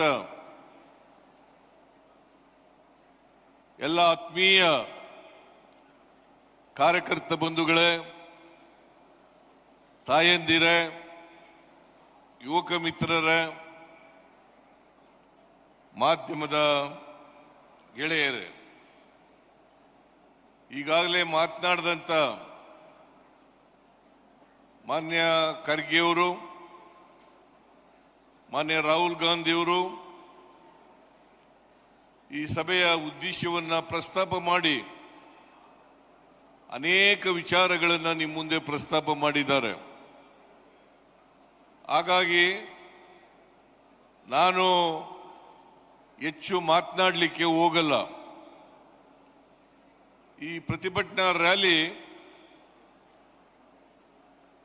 ಕರ್ನಾಟಕದಿಂದ ಪ್ರಾರಂಭ ಆಗಿದೆ, ಬೆಂಗಳೂರಿನಿಂದ ಪ್ರಾರಂಭ ಆಗಿದೆ. ಈಗಾಗಲೇ ರಾಹುಲ್ ಗಾಂಧಿ ಅವರು ಈ ಹೋರಾಟವನ್ನು ಕೈಗೆತ್ತಿಕೊಂಡು ನಿನ್ನೆ ನೀವೆಲ್ಲ ನೋಡಿರಬಹುದು, ಅವರು ಪತ್ರಿಕಾ ಸಂದರ್ಶನವನ್ನು ಮಾಡಿ ಅನೇಕ ವಿಚಾರಗಳನ್ನು ಹೇಳಿದ್ದಾರೆ. ಈ ವಿಚಾರಗಳನ್ನು ಹೇಳುವಾಗ ಕೇವಲ ಒಬ್ಬ ರಾಜಕಾರಣಿಯಾಗಿ ಮಾಡ್ತಕ್ಕಂಥ ಆಪಾದನೆಗಳಲ್ಲ, ಅವರು ಇದ್ರ ಬಗ್ಗೆ ಸಂಪೂರ್ಣವಾಗಿ ಅಧ್ಯಯನ ಮಾಡಿ ಸಾಕ್ಷ್ಯಾಧಾರಗಳನ್ನು ಇಟ್ಟುಕೊಂಡು ಮುಂದೆ ಪ್ರಸ್ತಾಪ ಮಾಡಿದ್ದಾರೆ. ಈಗ ನಮ್ಮ ಸಂವಿಧಾನ ಇದೆಯಲ್ಲ, ಪ್ರಜಾಪ್ರಭುತ್ವವನ್ನು ನಾವು ಒಪ್ಕೊಂಡಿದ್ದೀವಿ, ಸಂವಿಧಾನವನ್ನು ರಚನೆ ಮಾಡ್ಕೊಂಡಿದ್ದೀವಿ. ಈ ದೇಶಕ್ಕೆ ಬೇಕಾದಂಥ ಸಂವಿಧಾನ, ನಮ್ಮ ಸಮಾಜಕ್ಕೆ ಬೇಕಾದಂಥ ಸಂವಿಧಾನವನ್ನು ರಚನೆ ಮಾಡ್ಕೊಂಡಿದ್ದೀವಿ. ಸಂವಿಧಾನ ಬಂದ ಮೇಲೆ, ಜಾರಿಯಾದ ಮೇಲೆ ಒಬ್ಬ ವ್ಯಕ್ತಿಗೆ ಒಂದು ಓಟು, ಒಬ್ಬ ವ್ಯಕ್ತಿಗೆ ಒಂದು ಓಟು, ಅದು ಪುರುಷ ಆಗಿರಲಿ, ಮಹಿಳೆಯಾಗಿರಲಿ, ಶ್ರೀಮಂತ ಆಗಿರಲಿ, ಬಡವ ಆಗಿರಲಿ, ರಾಷ್ಟ್ರಾಧ್ಯಕ್ಷರಾಗಿರಲಿ ಅಥವಾ 4ನೇ ದರ್ಜೆ ನೌಕರರಾಗಿರಲಿ, ಎಲ್ಲರಿಗೂ ಒಂದೇ ಓಟು. ಈ ಓಟಿನ ಮೂಲಕ ಜನ 5 ವರ್ಷಕ್ಕೊಮ್ಮೆ ಚುನಾವಣೆಗಳಾಗ್ತವೆ. ಈ ಚುನಾವಣೆಗಳನ್ನು ನಡೆಸ್ತಕ್ಕಂಥವರು ಚುನಾವಣಾ ಆಯೋಗದವರು. ಚುನಾವಣಾ ಆಯೋಗ ಸಂವಿಧಾನ ರೀತಿಯ ನಡ್ಕೋಬೇಕಾಗ್ತದೆ. ಯಾವುದೇ ಕಾರಣಕ್ಕೆ ನ್ಯಾಯಸಮ್ಮತವಾದಂಥ ಚುನಾವಣೆಗಳನ್ನು ಮಾಡಿ ಯಾರು ಬಹುಮತವನ್ನು ಗಳಿಸ್ತಾರೆ ಕಾನೂನು ರೀತಿಯ, ಅವರಿಗೆ ಅಧಿಕಾರವನ್ನು ಸಿಗ್ತಕ್ಕಂಥದ್ದು ಪ್ರಜಾಪ್ರಭುತ್ವದ ಮೂಲ ತತ್ವ. ಅದರಿಂದ ಈ ವೋಟಿಂಗ್ ರೈಟ್ ಇದೆಯಲ್ಲ, ಈ ವೋಟಿಂಗ್ ರೈಟ್ ಸಂವಿಧಾನ ಕೊಟ್ಟಿರ್ತಕ್ಕಂಥದ್ದು ನಮಗೆ. ಸಂವಿಧಾನ ಕೊಟ್ಟಿರ್ತಕ್ಕಂಥದ್ದು. ಇದನ್ನ ಯಾರಿಂದಲೂ ಕೂಡ ಕಿತ್ಕೊಳ್ಳಿಕ್ಕೆ ಸಾಧ್ಯ ಆಗಲ್ಲ ಅಥವಾ ನಾಶ ಮಾಡಲಿಕ್ಕೆ ಸಾಧ್ಯ ಆಗಲ್ಲ. ಇದು ಮೂಲಭೂತವಾದಂಥ ಹಕ್ಕು ಅಂತಕ್ಕಂಥದ್ದನ್ನು ನಾವೆಲ್ಲರೂ ಕೂಡ ಅರ್ಥ ಮಾಡ್ಕೋಬೇಕಾಗ್ತದೆ. ಅದಕ್ಕೋಸ್ಕರ ನಾವು ಇದನ್ನ ಬಹಳ ಎಚ್ಚರಿಕೆಯಿಂದ ಚುನಾವಣೆಗಳನ್ನು ಮಾಡಬೇಕು. ನಾವು ನಮ್ಮ ಹಕ್ಕನ್ನು ಚಲಾಯಿಸ್ತಕ್ಕಂಥದ್ದನ್ನ ಮಾಡಬೇಕಾಗ್ತದೆ ಅಂತಕ್ಕಂಥ ಮಾತುಗಳನ್ನು ಈ ಸಂದರ್ಭದಲ್ಲಿ ಹೇಳಲಿಕ್ಕೆ ಬಯಸ್ತಾ ಇದ್ದೇನೆ. ಈ ಮನುವಾದಿಗಳು ಬಿಜೆಪಿಯವರು, ಅವ್ರಿಗೆ ಯಾವತ್ತೂ ಕೂಡ ನಮ್ಮ ಸಂವಿಧಾನದ ಮೇಲೆ ಗೌರವ ಆಗಲಿ, ಸಂವಿಧಾನದ ರೀತಿ ನಡ್ಕೊಳ್ತಕ್ಕಂಥದ್ದಾಗಲಿ ಇಲ್ಲ ಅಂತಕ್ಕಂಥದ್ದನ್ನು ನಾವು ಇತಿಹಾಸವನ್ನು ನೋಡಿದಾಗ ಬಹಳ ಸ್ಪಷ್ಟವಾಗಿ ಗೊತ್ತಾಗಲಿಕ್ಕೆ ಸಾಧ್ಯ ಆಗ್ತದೆ. ಈ ಸಂವಿಧಾನ ರಚನೆಯಾಗಿ ಬಾಬಾ ಸಾಹೇಬ್ ಅಂಬೇಡ್ಕರ್ ಅವರು ಈ ಸಂವಿಧಾನವನ್ನು ಮಾಡಿದ್ರು. ಮಹಾತ್ಮ ಗಾಂಧೀಜಿಯವರ ನೇತೃತ್ವದಲ್ಲಿ ಈ ದೇಶಕ್ಕೆ ಸ್ವಾತಂತ್ರ್ಯ ಬಂತು. ಸ್ವಾತಂತ್ರ್ಯ ಬಂದ ಮೇಲೆ ಸಂವಿಧಾನ ರಚನೆಯಾದದ್ದು. ಇದನ್ನ ನಾವು ಅರ್ಥ ಮಾಡ್ಕೋಬೇಕಾಗ್ತದೆ. ಆದ್ರಿಂದ ಈ ಮತ ಹಕ್ಕಿದೆಯಲ್ಲ, ಈ ಮತ ಹಕ್ಕನ್ನ ಯಾರಿಂದಲೂ ಕೂಡ ಕಸ್ಕೊಳ್ತಕ್ಕಂಥದ್ದಾಗ್ಲಿ, ನಾಶ ಮಾಡ್ತಕ್ಕಂಥದ್ದಾಗ್ಲಿ, ಅಥವಾ ಇನ್ನೊಬ್ರು ಇದನ್ನ ಪರಿಗಣಿಸ್ತಕ್ಕಂಥದ್ದಾಗ್ಲಿ, ಮತ ಹಾಕ್ತಕ್ಕಂಥದ್ದಾಗ್ಲಿ ಆಗ್ಲಿಕ್ಕೆ ಸಾಧ್ಯ ಇಲ್ಲ. ಇದನ್ನ ನಾವೆಲ್ಲರೂ ಕೂಡ ಅರ್ಥ ಮಾಡ್ಕೊಂಡಿದ್ದೀವಿ ಅಂತಕ್ಕಂಥದ್ದು ನನ್ನ ಭಾವನೆ. ಅದರಿಂದ ಮನುವಾದಿಗಳು ಈ ವೋಟಿಂಗ್ ಪ್ಯಾಟ್ರನ್ನೇ, ಈ ಮೂಲಭೂತ ಹಕ್ಕನ್ನೇ ಕಸಿದುಕೊಳ್ತಕ್ಕಂಥ ಪ್ರಯತ್ನವನ್ನು ಮಾಡ್ತಾ ಇದ್ದಾರೆ. ಅದರಿಂದ ರಾಹುಲ್ ಗಾಂಧಿ ಅವರು ಇವತ್ತು ಅಧ್ಯಯನವನ್ನು ಮಾಡಿ ಈ ಬೆಂಗಳೂರು ಸೆಂಟ್ರಲ್ ಲೋಕಸಭಾ ಕ್ಷೇತ್ರ, ಅದರಲ್ಲಿ ಒಂದು ಮಹದೇವಪುರ ಅಂತೇಳಿ ವಿಧಾನಸಭಾ ಕ್ಷೇತ್ರ ಬರ್ತದೆ. ಆ ಮಹದೇವಪುರ ವಿಧಾನಸಭಾ ಕ್ಷೇತ್ರದಲ್ಲಿ ನಾವು ಅಲ್ಲಿವರೆಗೆ ಎಲ್ಲ ಕ್ಷೇತ್ರಗಳಲ್ಲೂ ಕೂಡ ಮುಂದೆ ಇದ್ದವು. ಮಹದೇವಪುರ ವಿಧಾನಸಭಾ ಕ್ಷೇತ್ರಕ್ಕೆ ಬಂದಾಗ ನಾವು 1 ಲಕ್ಷ ಚಿಲ್ಲರೆಯಿಂದ ನಾವು ಮತ ಗಳಿಕೆಯಲ್ಲಿ ಕಡಿಮೆ ಆಗ್ತೇವೆ. ಅವರು 1 ಲಕ್ಷಕ್ಕಿಂತ ಹೆಚ್ಚು ಮತಗಳನ್ನ ಅಲ್ಲಿ ಪಡ್ಕೊಳ್ಳಿಕ್ಕೆ ಸಾಧ್ಯ ಆಗ್ತದೆ. ಈ ತರ ಇಡೀ ದೇಶದಲ್ಲಿ ಹಿಂಗಾಗಿದೆ. ಯಾವತ್ತೂ ಕೂಡ ಈಗ ಕರ್ನಾಟಕ ಉದಾಹರಣೆಗೆ ನಾವು ತಗೊಂಡ್ರೆ, ಯಾವತ್ತೂ ಕೂಡ ಭಾರತೀಯ ಜನತಾ ಪಕ್ಷದವರು 2018 ಇರ್ಬೋದು, 2018 ಇರ್ಬೋದು, 2019 ಇರ್ಬೋದು, ಯಾವಾಗಲೂ ಕೂಡ ಬಹುಮತವನ್ನ ಪಡ್ಕೊಂಡಿಲ್ಲ. 2018ರಲ್ಲಿ ಹಿಂಭಾಗಲಿಂದ ಅಧಿಕಾರಕ್ಕೆ ಬಂದರು, ಆಪರೇಷನ್ ಕಮಲವನ್ನ ಮಾಡಿದ್ರು. 2018ರಲ್ಲಿ ಮತ್ತೆ ಆಪರೇಷನ್ ಕಮಲವನ್ನ ಮಾಡಿದ್ರು. ಮತ್ತೆ ಲೋಕಸಭೆಯಲ್ಲೂ ಕೂಡ ಮತ ಕದೀಲಿಕ್ಕೆ ಪ್ರಯತ್ನವನ್ನ ಮಾಡಿದ್ರು. ಹಾಗಾಗಿ ನಮಗೆ ಇಂಟರ್ನಲ್ ಸರ್ವೆ ಪ್ರಕಾರ ನಮಗೆ ಕಳೆದ 2024ರಲ್ಲಿ 16 ಸ್ಥಾನಗಳನ್ನು ಗೆಲ್ಲಬೇಕಾಗಿತ್ತು. ನಾವು ಬರೀ 9 ಸ್ಥಾನಗಳನ್ನು ಗೆಲ್ಲಲಿಕ್ಕೆ ಸಾಧ್ಯ ಆಯಿತು. ಇದು ಕಾರಣ ಯಾಕಪ್ಪ ಅಂತಂದ್ರೆ 7 ಕ್ಷೇತ್ರಗಳಲ್ಲಿ ಮತಗಳನ್ನ ಕದೀತಕ್ಕಂಥ ಕೆಲಸವನ್ನ ಮಾಡಿದ್ರು. ಈಗಾಗಲೇ ರಾಹುಲ್ ಗಾಂಧಿ ಅವರು ನಿಮಗೆ ಯಾವ್ಯಾವ ರೀತಿಯಲ್ಲಿ ಮತವನ್ನ ಕದೀಲಿಕ್ಕೆ ಸಾಧ್ಯ ಆಗ್ತದೆ, ಮಹದೇವಪುರ ವಿಧಾನಸಭಾ ಕ್ಷೇತ್ರದಲ್ಲಿ ಯಾವ ರೀತಿ ಮತವನ್ನ ಕದ್ದಿದ್ದಾರೆ ಅಂತಕ್ಕಂಥದ್ದನ್ನ ಪ್ರಸ್ತಾಪ ಮಾಡಿದ್ದಾರೆ. ನಾನು ಅದನ್ನು ಮತ್ತೆ ಮಾಡಲಿಕ್ಕೆ ಹೋಗೋದಿಲ್ಲ. ಅದರಿಂದ ಭಾರತೀಯ ಜನತಾ ಪಕ್ಷದವರು ಕರ್ನಾಟಕದಲ್ಲಿ ಯಾವತ್ತೂ ಕೂಡ ಜನರ ಆಶೀರ್ವಾದದಿಂದ ಅಧಿಕಾರಕ್ಕೆ ಬಂದಿಲ್ಲ. ಹಿಂಭಾಗಲಿನಿಂದ ಮತ ಕದಿಯೋದರಿಂದ ಅವರು ಆಪರೇಷನ್ ಕಮಲದ ಮೂಲಕ ಅಧಿಕಾರಕ್ಕೆ ಬಂದಿದ್ದಾರೆ ಹೊರತು ಯಾವತ್ತೂ ಕೂಡ ಜನರ ಆಶೀರ್ವಾದವನ್ನು ಪಡೆದು ಅಧಿಕಾರಕ್ಕೆ ಬಂದಿಲ್ಲ ಅಂತಕ್ಕಂಥದ್ದು ನಿಮ್ಮೆಲ್ಲರ ಗಮನಕ್ಕೆ ತರಲಿಕ್ಕೆ ಬಯಸ್ತಾ ಇದ್ದೇನೆ. ಅದರಿಂದ ಇವತ್ತು ನರೇಂದ್ರ ಮೋದಿ ಅವರು ಪ್ರಧಾನಮಂತ್ರಿ ಆದಮೇಲೆ ಈ ದೇಶದಲ್ಲಿ ಇವಿಎಂ ಅನ್ನ ಜಾರಿಗೆ ತಂದ ಮೇಲೆ ಅದನ್ನ ದುರುಪಯೋಗ ಮಾಡ್ಕೊಳ್ತಕ್ಕಂಥದ್ದು, ಇವಿಎಂ ಅನ್ನ ಮತ್ತೆ ಮತ ಕಳ್ತನ ಮಾಡ್ತಕ್ಕಂಥದ್ದು, ಈ ಮೂಲಕ ಆಪರೇಷನ್ ಕಮಲವನ್ನು ಮಾಡ್ತಕ್ಕಂಥದ್ದು, ಈ ಮೂಲಕ ಅಧಿಕಾರಕ್ಕೆ ಬರ್ತಕ್ಕಂಥ ಪ್ರಯತ್ನವನ್ನು ಮಾಡ್ತಾ ಇದ್ದಾರೆ. ಇದು ಬರೀ ಕರ್ನಾಟಕದಲ್ಲಿ ಅಷ್ಟೇ ಅಲ್ಲ, ಇಡೀ ದೇಶದಲ್ಲಿ ನಡೆದಿರ್ತಕ್ಕಂಥ ವಿಚಾರ. ಹಾಗಾಗಿ ಈ ಹಿಂಭಾಗದಿಂದ ಭಾರತೀಯ ಜನತಾ ಪಕ್ಷದವರು ಅಧಿಕಾರಕ್ಕೆ ಬರ್ತಕ್ಕಂಥದ್ದು. ಕಳೆದ ಲೋಕಸಭಾ ಚುನಾವಣೆಯಲ್ಲಿ ನರೇಂದ್ರ ಮೋದಿ ಅವರು ಬಹುಮತವನ್ನು ಗಳಿಸಿರಲಿಲ್ಲ, ಅವರ NDA ಕೂಡ ಬಹುಮತವನ್ನು ಗಳಿಸಿರಲಿಲ್ಲ. ಸುಮಾರು 60, 70, 80 ಕ್ಷೇತ್ರಗಳಲ್ಲಿ ಈ ರೀತಿಯಾದ ಮೋಸವನ್ನು ಮಾಡಿ ಅಧಿಕಾರಕ್ಕೆ ಬಂದಿರತಕ್ಕಂಥದ್ದು ಅಂತಕ್ಕಂಥ ಮಾತುಗಳನ್ನು ಹೇಳಲಿಕ್ಕೆ ಬಯಸ್ತಾ ಇದ್ದೇನೆ. ಅದರಿಂದ ನರೇಂದ್ರ ಮೋದಿ ಅವರಿಗೆ ಅಧಿಕಾರದಲ್ಲಿ ಇರಲಿಕ್ಕೆ ಯಾವುದೇ ನೈತಿಕ ಹಕ್ಕಿಲ್ಲ ಅಂತಕ್ಕಂಥ ಮಾತುಗಳನ್ನು ಹೇಳಲಿಕ್ಕೆ ಬಯಸ್ತಾ ಇದ್ದೇನೆ. ಅದರಿಂದ ನರೇಂದ್ರ ಮೋದಿ ಅವರು ಕೂಡಲೇ ರಾಜೀನಾಮೆ ಕೊಡಬೇಕು.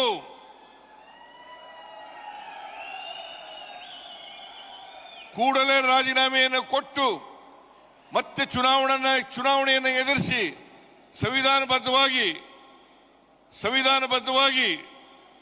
ಯಾವುದೇ ಮೋಸವನ್ನು ಮಾಡದೆ, ತಂತ್ರಗಾರಿಕೆಯನ್ನು ಮಾಡದೇನೆ ಗೆದ್ದು ಬಂದ್ರೆ ಜನರ ಆಶೀರ್ವಾದ ಯಾರು ಇರ್ತದೆ ಅವ್ರು ಮಾತ್ರ ಅಧಿಕಾರದಲ್ಲಿ ಇರಲಿಕ್ಕೆ ಸಾಧ್ಯ ಆಗ್ತದೆ. ಈ ಎಲೆಕ್ಷನ್ ಚುನಾವಣಾ ಆಯೋಗ ಇದೆಯಲ್ಲ, ಅದು ಒಂದು ಬಿಜೆಪಿಯ ಬ್ರಾಂಚ್ ಆಫೀಸ್ ತರ ಕೆಲಸ ಮಾಡಲಿಕ್ಕೆ ಪ್ರಾರಂಭ ಮಾಡಿದೆ.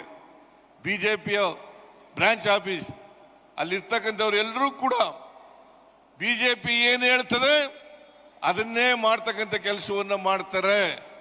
ಹಾಗೆ ಇದನ್ನ ತಾವೆಲ್ಲ ತಿಳ್ಕೋಬೇಕಾಗ್ತದೆ. ಅದಕ್ಕೋಸ್ಕರ ಇವತ್ತು ಸೆಂಟ್ರಲ್ ಎಲೆಕ್ಷನ್ ಕಮಿಷನ್ ಅದರ ವಿರುದ್ಧ ಇಲ್ಲಿ ಚೀಫ್ ಎಲೆಕ್ಷನ್ ಕಮಿಷನರ್, ರಾಜ್ಯ ಮಟ್ಟದ ಎಲೆಕ್ಷನ್ ಚುನಾವಣಾ ಆಯೋಗ ಇವುಗಳ ವಿರುದ್ಧವಾಗಿ ಇವತ್ತು ಪ್ರತಿಭಟನೆಯನ್ನು ಇಲ್ಲಿಂದ ಪ್ರಾರಂಭವಾಗಿದೆ. ಇದು ಇಡೀ ದೇಶದಲ್ಲಿ ರಾಹುಲ್ ಗಾಂಧಿ ಅವರು ಈ ವಿಚಾರವನ್ನ ಎತ್ತಿಕೊಂಡು, ಚುನಾವಣಾ ವಿಚಾರವನ್ನ ಎತ್ತಿಕೊಂಡು ಹೇಗೆ ಬಿಜೆಪಿಯವರು ಮೋಸ ಮಾಡ್ತಾರೆ, ಮನುವಾದಿಗಳು ಮೋಸ ಮಾಡ್ತಾರೆ. ಯಾಕಂತಂದ್ರೆ ಬಿಜೆಪಿಯವರು ಎಲ್ಲ ಕಾಲದಲ್ಲೂ ಕೂಡ ಅಧಿಕಾರದಲ್ಲಿ ಇರಲೇಬೇಕು ಅಂತಕ್ಕಂಥ ಮನೋಭಾವ ಇರ್ತಕ್ಕಂಥವ್ರು. ಬಿಜೆಪಿಯವರು ಹಿಂದುಳಿದವರಿಗೆ, ದಲಿತರಿಗೆ, ಅಲ್ಪಸಂಖ್ಯಾತರಿಗೆ ಎದುರಿಸಿ ಬೆದರಿಸಿ ಅವರ ನಾಯಕತ್ವವನ್ನು ನಾಶ ಮಾಡಿ ಇವತ್ತು ಅಧಿಕಾರದಲ್ಲಿ ಇರ್ತಕ್ಕಂಥ ಕೆಲಸವನ್ನು ಮಾಡ್ತಾರೆ. ಇವರನ್ನೆಲ್ಲ ಬಳಸ್ಕೊಳ್ಳಿಕ್ಕೆ ಉಪಯೋಗಿಸ್ಕೊಳ್ತಕ್ಕಂಥದ್ದು, ಎದುರಿಸ್ತಕ್ಕಂಥದ್ದು, ಇಡಿಯನ್ನು ಉಪಯೋಗಿಸ್ತಕ್ಕಂಥದ್ದು, ಇನ್ಕಮ್ ಟ್ಯಾಕ್ಸ್ ಅನ್ನು ಉಪಯೋಗಿಸ್ತಕ್ಕಂಥದ್ದು, CBI ಉಪಯೋಗಿಸ್ತಕ್ಕಂಥದ್ದು, ಇದನ್ನೆಲ್ಲ ಮಾಡಿ ಇವತ್ತು ಅಧಿಕಾರದಲ್ಲಿ ಉಳಿತಕ್ಕಂಥ ಪ್ರಯತ್ನವನ್ನು ಮಾಡ್ತಾ ಇದ್ದಾರೆ.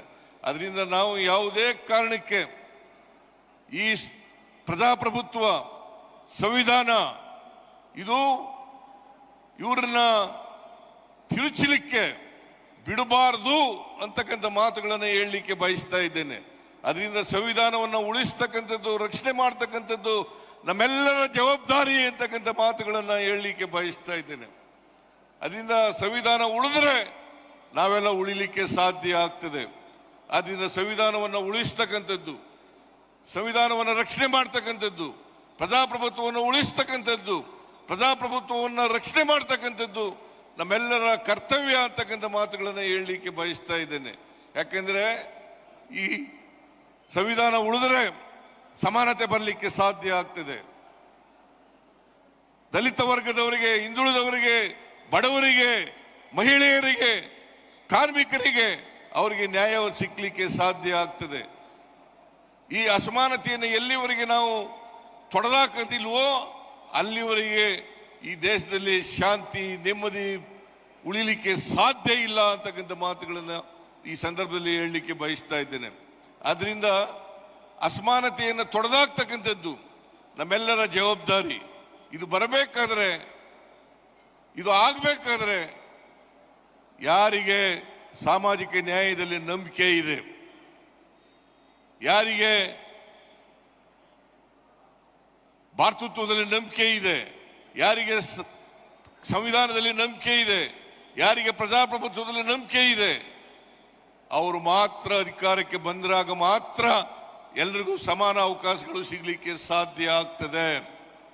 ಈ ಸಮಾನ ಅವಕಾಶಗಳು ಸಿಕ್ಕಬೇಕಾದ್ರೆ ಕಾಂಗ್ರೆಸ್ ಪಾರ್ಟಿಯಿಂದ ಮಾತ್ರ, ಅದು ರಾಹುಲ್ ಗಾಂಧಿ ಅವರಿಂದ ಮಾತ್ರ ಅಂತಕ್ಕಂಥ ಮಾತುಗಳನ್ನು ಹೇಳಲಿಕ್ಕೆ ಬಯಸ್ತಾ ಇದ್ದೇನೆ. ರಾಹುಲ್ ಗಾಂಧಿ ಅವರು ಸಾಮಾಜಿಕ ನ್ಯಾಯಕ್ಕೆ, ದಲಿತ ವರ್ಗದವರಿಗೆ, ಹಿಂದುಳಿದವರಿಗೆ, ಯಾರ್ಯಾರಿಗೆ ಸಮಾನ ಅವಕಾಶಗಳು ಸಿಕ್ಕಿಲ್ಲ ಅವರೆಲ್ಲರ ಪರವಾಗಿ ಇವತ್ತು ಹೋರಾಟ ಮಾಡ್ತಕ್ಕಂಥ ಕೆಲಸವನ್ನು ಮಾಡ್ತಾ ಇದ್ದಾರೆ. ನಾವೆಲ್ಲರೂ ಕೂಡ ಇವತ್ತು ರಾಹುಲ್ ಗಾಂಧಿ ಅವರ ಜೊತೆ ನಿಲ್ತಕ್ಕಂಥದ್ದು, ರಾಹುಲ್ ಗಾಂಧಿ ಅವರಿಗೆ ಬೆಂಬಲವನ್ನು ಕೊಡ್ತಕ್ಕಂಥದ್ದು, ಇಡೀ ದೇಶ ಇವತ್ತು ರಾಹುಲ್ ಗಾಂಧಿ ಅವರ ನಾಯಕತ್ವ ಬೇಕು ಅಂತೇಳಿ ಇವತ್ತು ಬಯಸ್ತಾ ಇದೆ.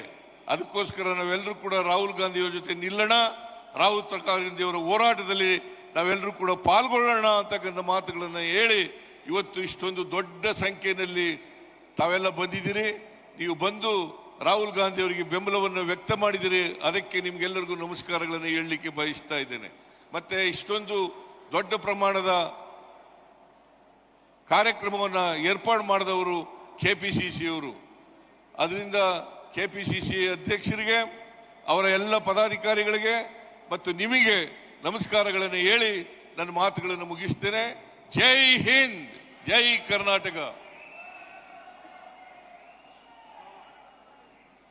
ಎಲ್ಲರೂ ಇರಬೇಕು. ಈಗ ರಾಹುಲ್ ಗಾಂಧಿ ಸಾಹೇಬ್ರು ಎಲೆಕ್ಷನ್ ಕಮಿಷನ್ಗೆ ಕೆಲವು ಪ್ರಶ್ನೆ ಕೇಳೋದಿದೆ. ತಾವು ದಯವಿಟ್ಟು 5 ನಿಮಿಷ ಎಲ್ಲ ನಿಂತ್ಕೊಂಡು ಆ ಪ್ರಶ್ನೆನ ಕೇಳಬೇಕು. ನೀವು ಇಡೀ ದೇಶಕ್ಕೆ ಒಂದು ಸಂದೇಶ ಹೋಗ್ಬೇಕಾಗಿದೆ ರಾಹುಲ್ ಗಾಂಧಿ ಅವರ ವಿಚಾರದಲ್ಲಿ. 6 ಜನ ಪ್ರಮುಖ ನಾಯಕರುಗಳು ಮುಂದೆಗಡೆ ಬರಬೇಕು.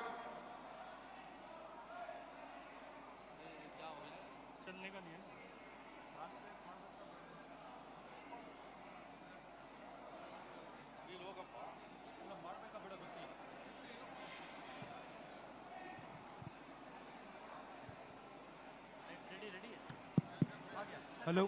Hello. Hello.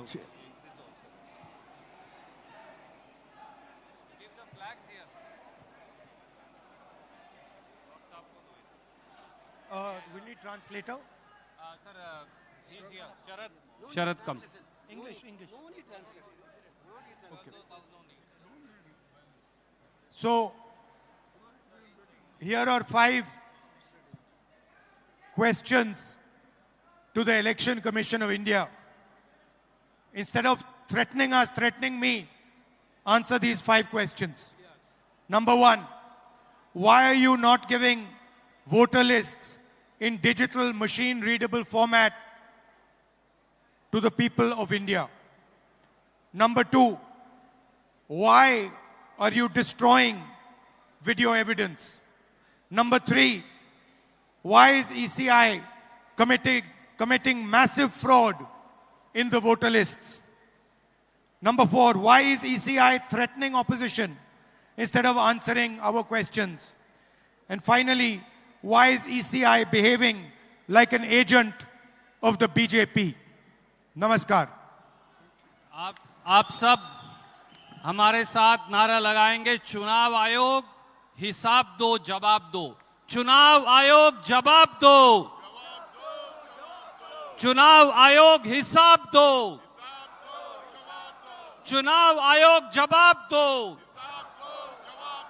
चुनाव आयोग हिसाब दो। बीजेपी और चुनाव आयोग जवाब दो, बीजेपी और चुनाव आयोग हिसाब दो। प्रजातंत्र जिंदाबाद, संविधान जिंदाबाद, कांग्रेस पार्टी जिंदाबाद। संविधान बचाओ, देश बचाओ,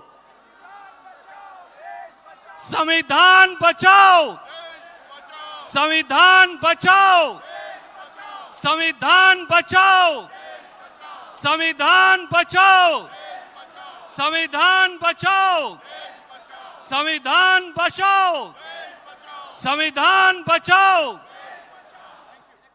Election Commission, you are telling you, we are going to the Election Commission. ಈಗ ನಾವು ಎಲೆಕ್ಷನ್ ಕಮಿಷನ್ಗೆ ಹೋಗ್ತಾ ಇದ್ದೀವಿ. ತಾವೆಲ್ಲ ದಯವಿಟ್ಟು ಸಹಕಾರ ಕೊಡಬೇಕು. ಯಾರು ಬರಕ್ ಹೋಗ್ಬೇಡಿ. ಸ್ವಲ್ಪ ಹೊತ್ತಲ್ಲಿ ನಾವು ಎಲೆಕ್ಷನ್ ಕಮಿಷನ್ಗೆ ಭೇಟಿ ಮಾಡ್ತಾ ಇದ್ದೀವಿ. ಎಲ್ಲ ಶಾಂತ ರೀತಿಯಿಂದ ಹೋಗ್ಬೇಕು. बोलो भारत माता की, कांग्रेस पार्टी की, मल्लिकार्जुन खड़गे की, राहुल गांधी की,